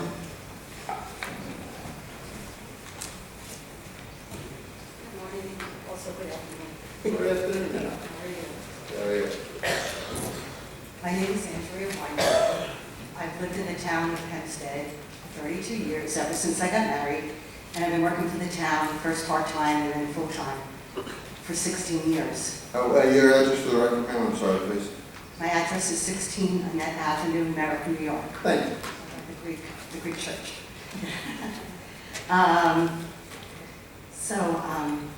This is the situation. I've been working in my present, I started out in the town, Levy Preserve, and I've been in my present position for about 8 years. About 2.5, 3 years ago, I did take a civil service test because I was under the understanding that that was a good way to get ahead and, to get a promotion. I scored excellently on the test. I got a 95, and I went back to the scale house where I learned the Oceanside Scale House, the Merrick Scale House, and also was sent to Covanta for a while to observe their operations over there. Unfortunately, I received a letter in the mail, and it just arrived after business hours on Friday. And the letter had mentioned that I would be, my job would be eliminated. And I was a little bit surprised, but I did all I could yesterday with 1 day to go before today's board meeting to try to get some alternatives, because in the letter there were none. I was hoping even that I could be kept on the present job in the scale house where I've been doing well as an ambassador to the town, greeting all of the landscapers, all the homeowners throwing out their garbage. I try to make a positive contribution. I work well with the people, and I'm good at this job. So I was really disappointed and upset, and did everything that I was able to do in my one day retrieval. I'm asking today, since I was given short notice, and it's really a hardship. I don't know about the medical benefits. I don't know what I'm getting. All I know is I'm losing a job that I've had for 16 years. So I'm respectfully asking for the board not to approve this, so that I can fully look at all my options. Like I said, I really hope to be invited to the town, and I really hope that the town does the right thing and takes a closer look at this. And I appreciate your time and attention. Thank you. Ms. Dancer, if you would. These decisions are generally made on departmental recommendations. So I would have to go to the department and see what the circumstances are, but generally these are made departmental recommendations.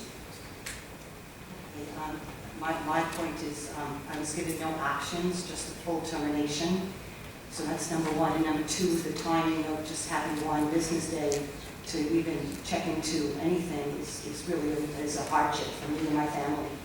And I was hoping to either have an extension or be able to have a conversation and get down to some of the facts and some of the issues regarding this. Since it's not based on merit, I'm doing my job well, and I've been doing a shift position, including working Saturdays, and I've been on that job for a while. So I was hoping to get some further answers and maybe a little extra time to talk to the appropriate people. This would probably not be the place for us to discuss the circumstances surrounding this recommendation that the board has from the department.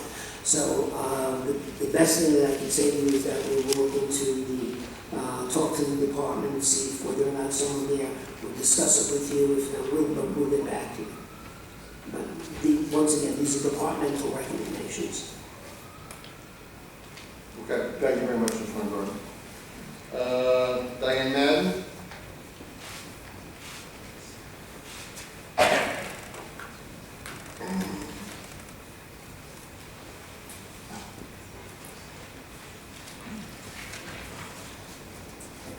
I cannot believe you can make the statement you do, Santino, about saving money when you're taking food off people's plates. And yet, while at the animal shelter, you take someone who allegedly was sexually harassing people, was abusing animals, and you transfer him to another job. You not only transfer him, but you make him from a kennel person to a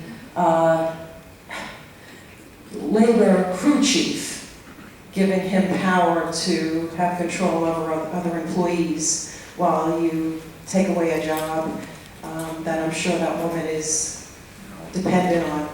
And I'm sure that if you look into her record, she probably doesn't have one offense against her, but no one tried to do that.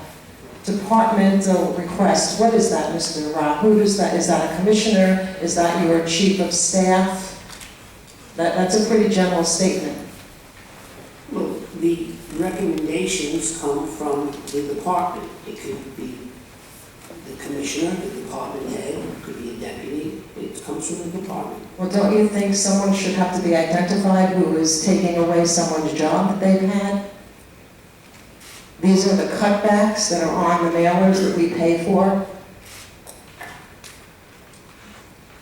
I'm not going to discuss personnel, especially a person who just came up to us and said they're being excess. Not to discuss those circumstances here. However, there was a letter. I would imagine someone signed the letter. So I think there is a name attached to it, but I don't know who that is. Well, my advice is get a very good attorney. That's my advice.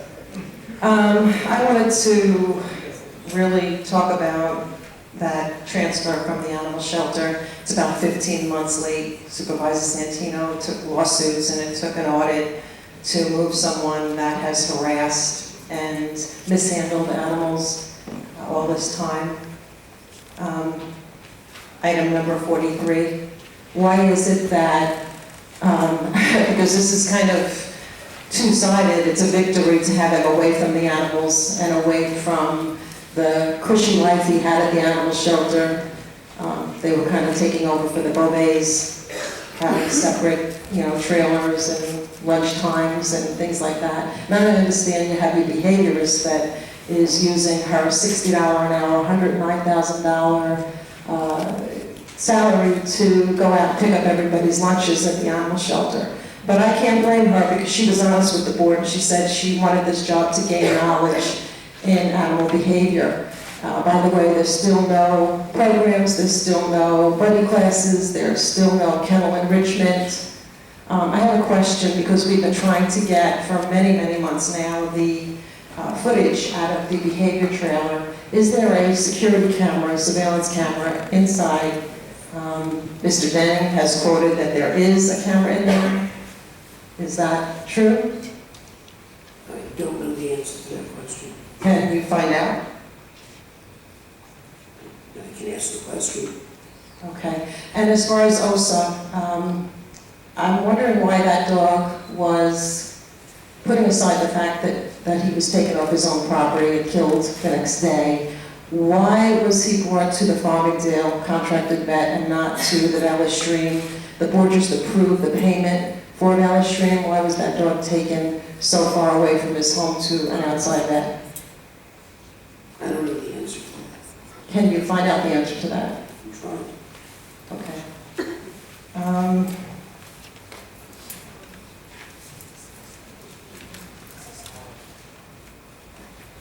I don't know if the board is aware, but the bullying and harassment of volunteers is still taking place at the animal shelter. There's a young woman with special needs who is now being targeted.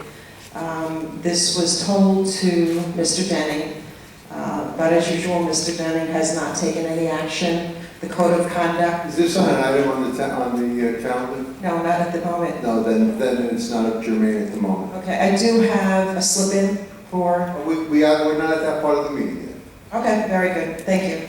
Can I just answer? Go ahead, sure. There's a camera being installed. The camera itself may be there, it's not operable yet.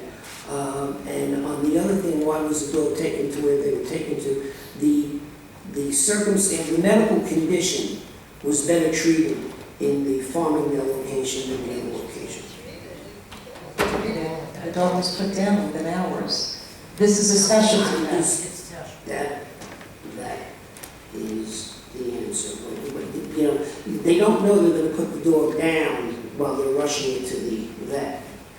The idea is to save the dog. The idea is if you have a dog that urgent, you bring it to the closest emergency vet. Okay, we're not on an item on this calendar at the moment. I just would like to have that on the record. Thank you. Okay, Phyllis Picacci?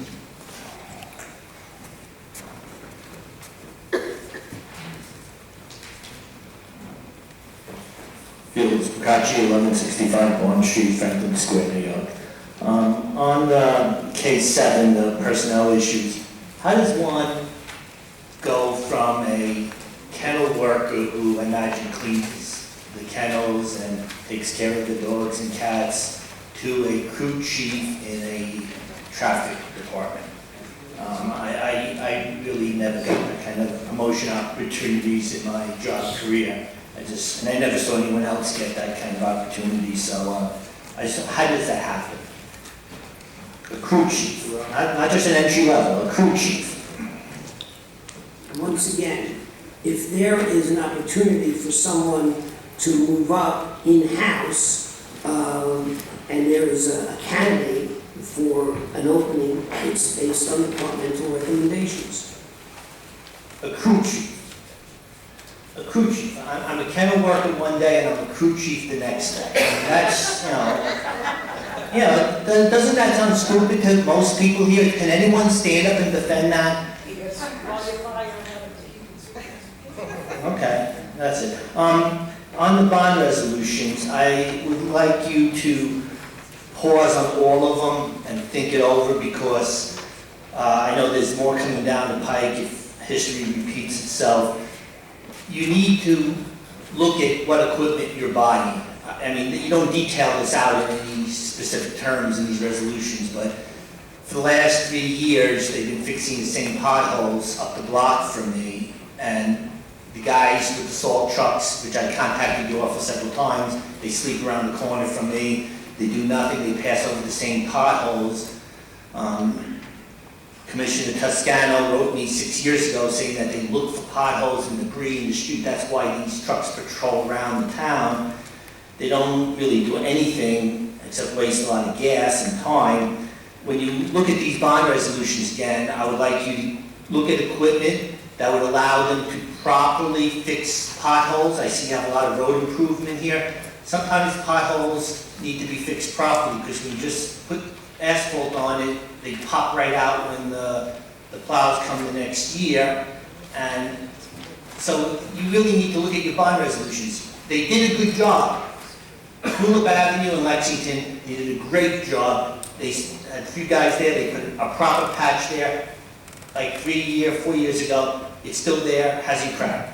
They fixed the potholes up the block for me last year. They're out. The year before that, they came out the following year. It's never going to be fixed until you fix it right. So these bond resolutions are very important. We're spending a lot of money on this. Light equipment. I don't know why we need light equipment. I see the guys driving around trucks doing nothing with this heavy equipment, 5-ton trucks. Relook at this. Don't vote on these bond resolutions. Make sure you have proper equipment. The truck is no good unless the guy has the equipment to fix the hole properly. Rip it out. Make a nice patch. Seal it at the edges. National Grid does a great job doing it. Don't vote on these bond resolutions until you've got a proper mix of what you're going to purchase so you can do the job correctly. Thank you. Mr. Arlen Roeder. No, I'm sorry, pardon me. I'm mistaken. That's it on the administrative calendar. Did anyone else want to speak on the administrative calendar, on a specific item on this administrative calendar? Okay, the motion is made second, we'll have, on the administrative, what items are on the administrative calendar? You just want to- That's what, 14-1450. That's a public hearing. That's a public hearing. No, come on forward. The public hearing, you spoke already in the public hearing. No, I wasn't here for this. There's something is on there that is mind-boggling. Well, we're past the public hearing stage. Well, all right, I'll put it in my miscellaneous list. I will We're speak welcome on to do that. Okay, that was, roll call, please. Okay. Supervisor Santino. Aye. Councilman Ambrosino. Thank you. Councilman Blakeman. Aye. Councilman D'Esposito. Aye, except for 23, which I repeat myself. Thank you. Councilwoman Gooseby. Councilman Hughes. Councilman King Sweeney. Yes, except for the following, in which I abstain: 10, 13, 14, 15, 16, 21, 24, 25, 26, 27, 30, 41, 42, which all require the expenditure of town funds.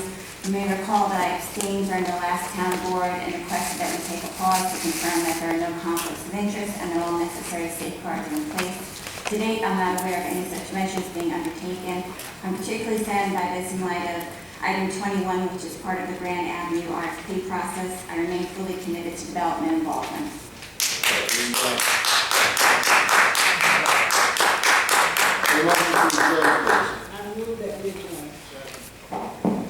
Supervisor Santino. Aye. Councilman Ambrosino. Councilman Blakeman. Aye. Councilman D'Esposito. Aye. Councilwoman Gooseby. Councilman Hughes. Councilman King Sweeney. Okay. General public comment period, Mr. Arlen Roder.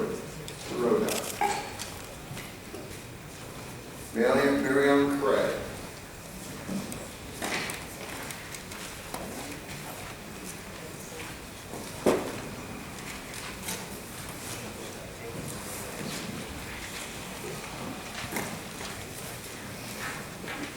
Thank you. I should have asked this during the administrative calendar, but I'm curious where the sidewalks are, which are being repaired, reconstructed, or are they throughout the town? They're throughout the town. I see. General. So where the bond resolution number 27 was for a settlement in a case? Yes, it was, but Mr. Ross, Warner, Lightness, more specific. Number 27, we're back on, I'm seeing. It was a negligence matter that was settled in Supreme Court for $100,000. The demand was $450,000. We were able to settle it for $100,000. I can get you the details of the case. It was a woman who sustained multiple fractures to one of her legs in a trip and fall. Thank you. But isn't this usually covered by insurance? For self-insurance. Thank you.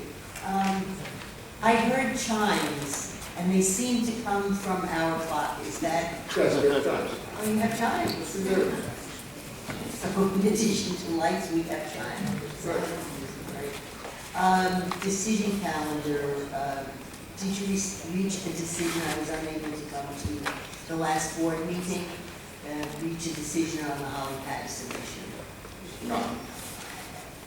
I'm glad to see that you're taking deliberative action because I think it needs thought, and as we had suggested, the density is heavier than we would like to see, and I think that's very important. Thank you.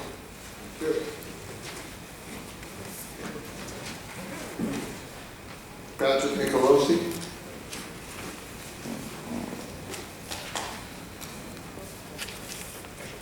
Good afternoon, Patrick Wilson, 450 Lucille Avenue, Elmhurst. I'm making a statement and then I'm going to ask a question. And the statement I'm going to make is this: we live in the United States of America. I love this country. I love our laws and our rules and our Constitution. What I see lately that deeply disturbs me is when I speak about Councilman Anderson, but not only about Councilman Anderson. What we're doing in this country these days is having people guilty before we can go to court of law. And I find that very disturbing, and I find that most of you guys are attorneys on the board, and like I said, we destroy people's lives in this country, on the media, in the newspapers, and to see the town supervisor go to the forefront and do this is deeply disturbing because it can hit any one of you. It could hit my children. All someone has to do is make an accusation, and by reading the Newsday or something, we have a person guilty. That is so deeply disturbing. I would respectfully request that people in government wait until the day of the trial. And afterwards, once the verdict is rendered, then you can take a position. Before that time, because again, it doesn't have to be a politician. What's going on in this country right now could impact a doctor, a teacher, and it has. I've seen it in my own neighborhood. Teachers' careers have been destroyed because some parent makes an accusation totally false. And I again respectfully request that our government show leadership in this area here and not go to the press and not condemn people and not find people guilty until we have a trial. That's our country. We are innocent and we go to trial, and if we're found guilty by a jury, then we're guilty. But what we're doing these days is something comes out in a newspaper, you're guilty, and then their career is destroyed, and then we have to work for a verdict. And sometimes the verdict comes out, they did nothing wrong. And again, this impacts every citizen in this country. We have a great country of laws and rules. Let the courts do their job. So stop with the statements, let's stop with the newspapers, because ironically, you might not like newspapers, neither do I fight with them all the time. There's a powerful weapon there in the free press. It doesn't happen in Europe, it doesn't happen in England, they can't talk about cases. I agree with that, okay? They can't go out and have the person guilty in the paper.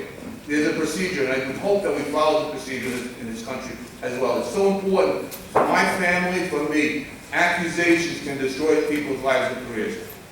The question I have, and I just witnessed in the community, I saw 4 council people vote no, 3 vote yes. What was that all about? I heard something that I thought I might have agreed with. Can someone explain it? Something Mr. Blake There was a procedure over it, but the town attorney will go into it. There was a request to have an item added to the calendar at this morning's meeting. It was not on the regular calendar. And there was a request to have the item be a hand-up resolution. In order for a town board member to accomplish that, to have a hand-up placed on the calendar the morning of, it requires the vote, a majority vote from the town board. Okay, and so I clearly understand the proposal, Mr. Blake, could I have a clear understanding? Because I saw a quick vote of 4 and 3, and to me it sounded good. Could I have an understanding? Will that resolution be brought up in the future and will be put on? Sure, the resolution is to establish an independent investigator, commonly known as an inspector general, that would be an independent person to investigate complaints made with respect to waste, fraud, and corruption in government. There's a lot of governmental entities that have that. We have not. Usually they are in large public authorities where there's an inspector general and in the federal government. And this is something that I put forth as a hand-up resolution, and we'll be working with the town attorney to try and put this matter before the board in the near future, not on an emergency basis. And okay, now that I understand. Well, I will explain to you if you want to hear why. I told you to take it first, and then. While I'm sitting here, I'll run the meeting.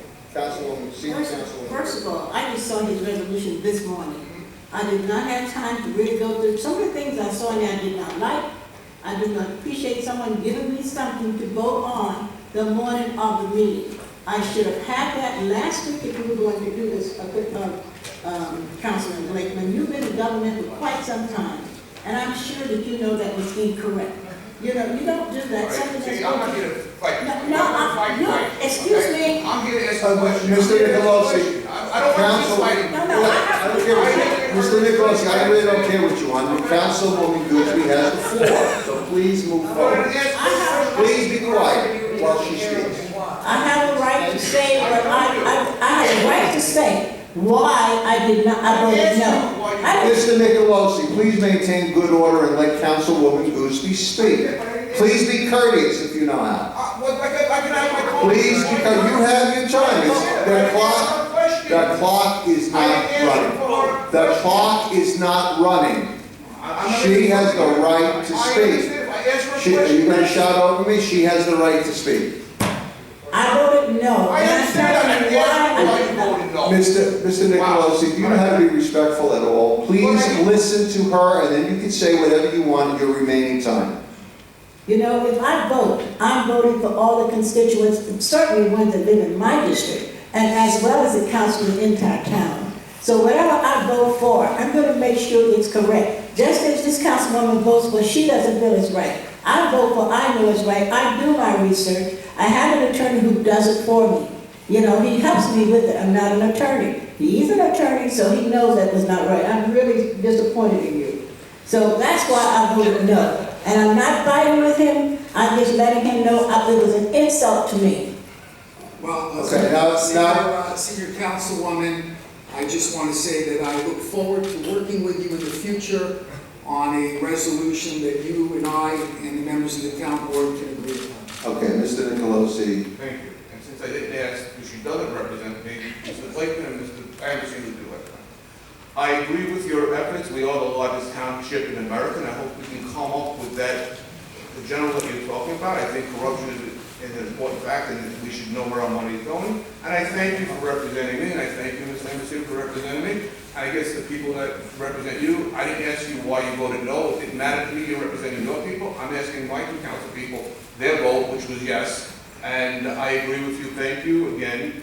And I hope to God that the town of Hempstead can go down that path, because transparency and protecting the people and people's money is a great thing. Again, thank you for your service to my community. Thank you for your service to my community. And I hope you heed my advice about using people in the paper. Let the courts do their job. Stop with the statements, because it's very to destroy people's lives and their families. Thank you. Thank you. Excuse me, I'm not sure. Shavana Gobin. Shavana Gobin? Okay.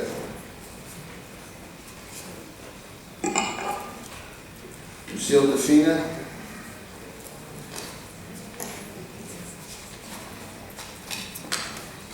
Defina, yes or no?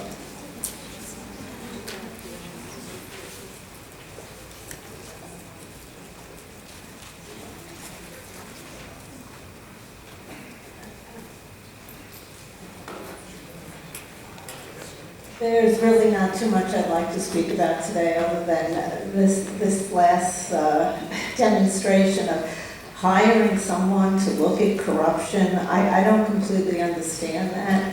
I only know that over the years we've witnessed several internal investigations where this board has appointed and hired investigators to look at stuff that's been going on inside the animal shelter that seem to just be hand-picked investigators that you have a long-time history with, who pretty much made the decision of what the outcome is before they even did the investigation.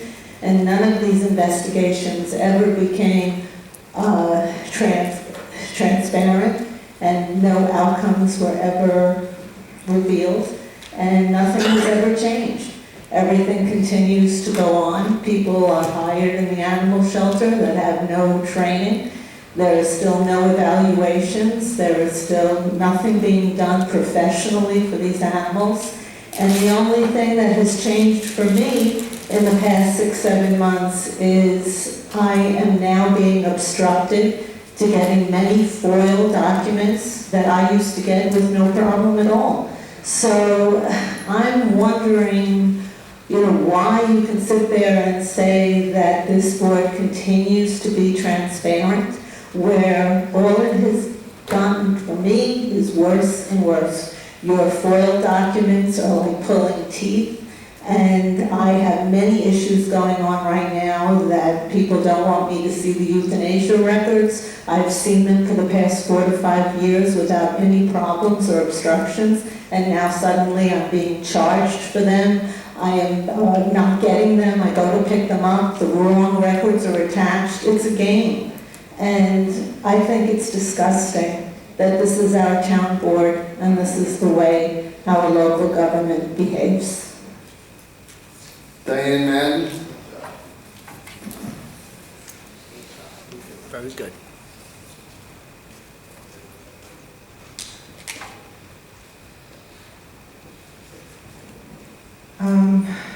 Again, Councilwoman Sweeney, you deserve a standing ovation. Atta girl, keep it up, because taxpayers deserve for our town boards to be examining and looking at every resolution, every item they vote on and pass. Everyone should be questioned. And I'm sure this is a really interesting learning experience for the poor woman that was fired with no notice. I think Maragos not only has to do an audit of operations and finances of the animal shelter, but the entire town. I'd like to see that happen. I wanted to expand a little bit on the cameras. Mr. Rye, you had mentioned that they are installed in the trailer. I was told many, many months ago that they were operative inside the behavior trailer. Now you're saying something completely different, that they're in the trailer but not operative. What is the point of having surveillance cameras if they're not turned on? In the 30 seconds I had to answer you prior to, I did not even know you were going to ask the question today. The information that I have now is that the cameras are there and are operating. Right now they're operating, but they haven't been prior to, what, today? I don't know. I didn't know you were going to ask about this, so I asked very quickly when you were up here before about whether or not the cameras were there. I was told very quickly the cameras there but not operating. Now I was just told that the cameras are there and they are operating. You want I'll find out how long they were operating? I don't know the answer to that right now. Thank you. I was told that Mr. Beauvais has been on a 30-day unpaid suspension for his involvement with those dogs that came from the fire, that had died in the fire and were buried in snow. If that's the case, how is it that you take a volunteer coordinator and you transfer her out for allegedly using poor language, yet you take a supervisor who ordered an ACO to bury dogs in the snow as an alternative, and he only gets a 30-day suspension? I would suggest that you foil that information. Foil that, so that's foilable information. I don't know whether or not the foil will be granted, but foil it. So you're sending me on a wild goose chase because you don't know if it's foilable information. You've been here a long time, Mr. Rob. Once again, you're asking a two-pronged question. Just foil it, and if there's a document that will respond to that, we'll be there. Okay. And Supervisor Santino, I just want you to know that the volunteers, you have a group of bullies. That's exactly what they are. You've empowered them. You've rewarded them. They're animals that they pick to help save, get saved. The others don't get the same privileges. It's kind of like the people. No code of conduct is being enforced. They are now targeting a special needs volunteer who tried to get to the meeting, but the bus schedule didn't coordinate. We'll be here to speak publicly of it. Mr. Denning knows, but then again, Mr. Denning knows about everything. He just doesn't ever do anything. People are being targeted at their homes. People are being targeted at their careers. It is so out of control. I don't know how much worse you want it to get. You've got a major problem with disorderly conduct under Michael Pastore, who started it all. And you're doing nothing about that. Yet you have the gall to come out with a disorderly conduct resolution, again, to overreach the government's power against the people who pay their salaries, by the way. And I can only thank the one or two council people that are making themselves, separating themselves from all of this corruption and all of this mismanagement and all of this waste of money and all of this betrayal to the residents and to the taxpayers. And I agree. Why target one council person? Why throw him under the bus? You're all guilty to a certain degree. I've been watching it for many, many years.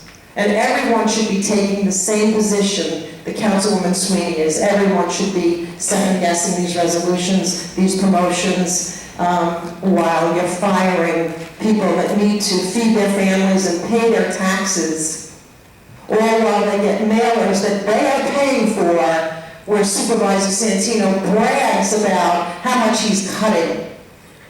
You're cutting out people's livelihoods, Supervisor Santino. That's going to be your legacy. Good job. Move to California.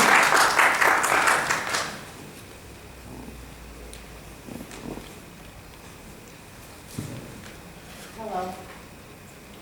Name and address for the record, please. Dominic Califano, 4043 Long Beach Road, Island Park, New York. Go ahead, please. Anthony D'Esposito, I'd like to question. No, I said it's a comment period. Just so make your comments and direct them to me, please. Okay, this is for Anthony D'Esposito. Direct the from comments to Island me, Park. please. I've been bullied and harassed by all his employees. Gary Gordon, Ed Madden from the building department. This has been going on for 4 years. They gave me tickets for an animal rescue, yard sale. Anthony claimed that he was gonna take care of them. 2 of them were taken care of and dismissed. This other one, they've been dragging me along. Going on, attacking me for my permits, trying to take my certificate of occupancy away from me for my building. Anthony D'Esposito, Ed Madden, I have all emails, I have text messages from Anthony D'Esposito from Island Park. This has been going on, harassed on Town of Hempstead time. Ed Madden, the building department, Gary Gordon, these are all Anthony D'Esposito's people. Ray Shaw's from the building department, the attorney Dalton here. It's been going on for 4 years. From personal, they were trying to, and I was presenting myself in Town of Hempstead Court. Now they went to a corporation that I had to hire an attorney. I am a taxpayer here, I did nothing wrong. Because I went against some Operation VIP / members of Anthony D'Esposito for $14 million with the county and the federals are investigating it, they're attacking me personally. I'm asking you, Anthony Santino, to get involved. I have came to your office 2 years ago about it. It's enough of the bullying with your people or in your pictures that you have stand behind you from Island Park and Anthony's friends. Gary Gordon, it was out on full disability. Now he's working for the Town of Hempstead. I'm not sure where we're going with this. What is going on with the Town of Hempstead and all these bullies of people in the village of Island Park, and now they're bringing it into the Town of Hempstead? It is a disgrace that everyone stands behind these people. And what was the Anthony D'Esposito? I spoke to him in Oceanside. He had one of the building department people was supposed to dismiss tickets. What do I do with all these tickets? Lawyers' fees, $10,000, $15,000. I can't afford it. I am a taxpayer here. I spoke out, and this is how I get attacked. The police department was involved. I had a brick thrown through my office window, acid on my car from Matt Passione's family. They're allowed to do whatever. These are all employees, and these are all your friends, Anthony D'Esposito. Is this what you're bringing to the Town of Hempstead? Your followers? Is this the bullying you do to people? I had your word on this, that you were going to take care of. A volunteer company came to my building to do a yard sale. It's been going on for how long? But how long are you going to do this? It's all your people that you're bringing here, and just, it's sad. It is sad what you people do to taxpayers, to human beings here. I did nothing wrong. Since these matters are A, criminal in nature, and B, are in court, will have no comment, but I will. I spoke with you But I offline, will- several messages but I from you will- also. I will look into the circumstances behind your summons. These are all, it's in black and white, it's your employees on company time bullying me. Definition of character, talking about my business, it's right here in black and white. Is this what the building department people do? Okay, thank you very much. Felix Percacci.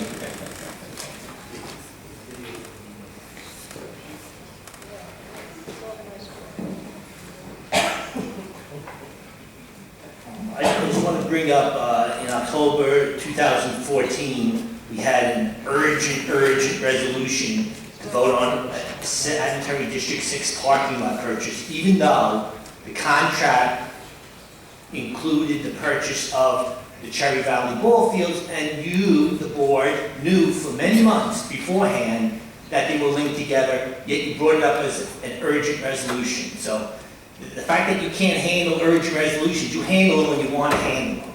But you didn't handle this, you didn't handle it today, which would have been a good idea, and discuss whatever it was, even if you disagreed with parts of it, but you wanted to just dismiss it out of hand. So that's that.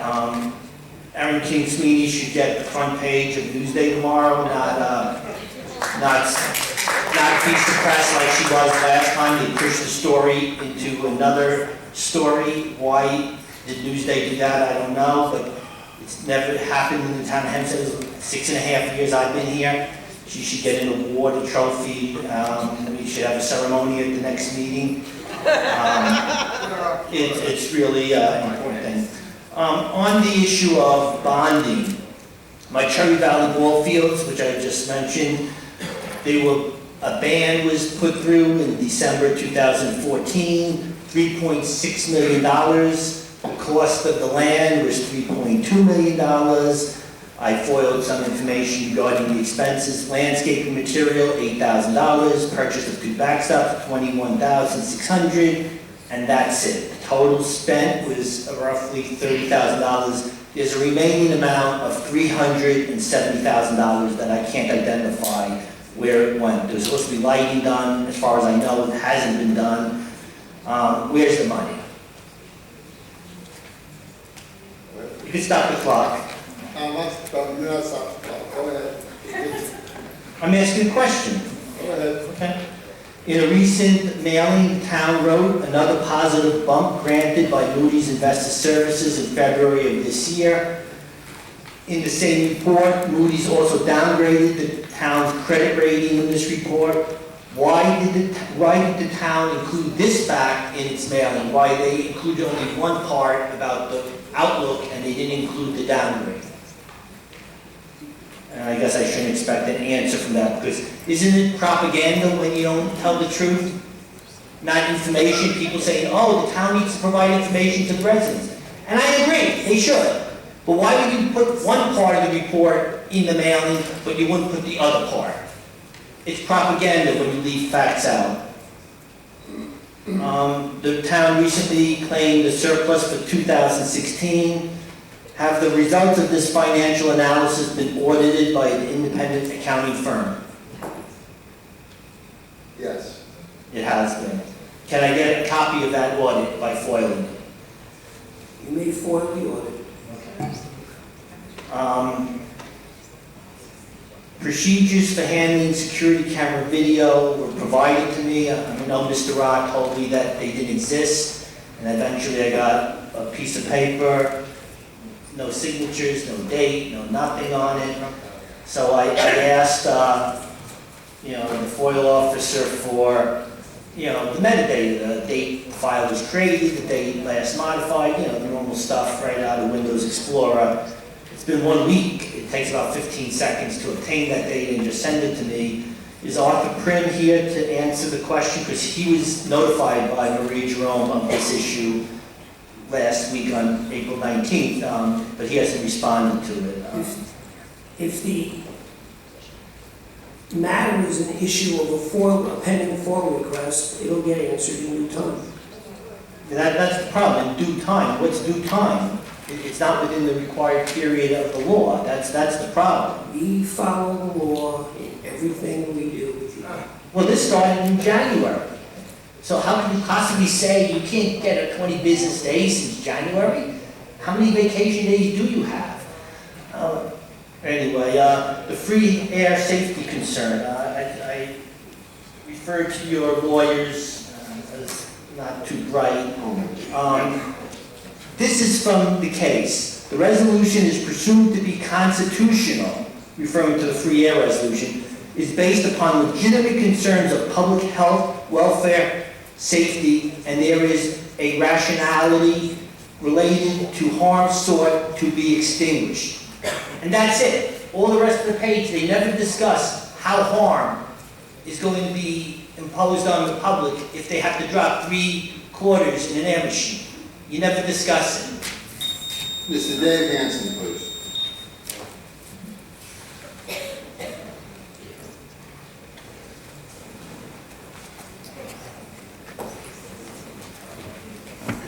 Good afternoon, everyone. Again, Nathan, Field 7645 in Garden City, New York.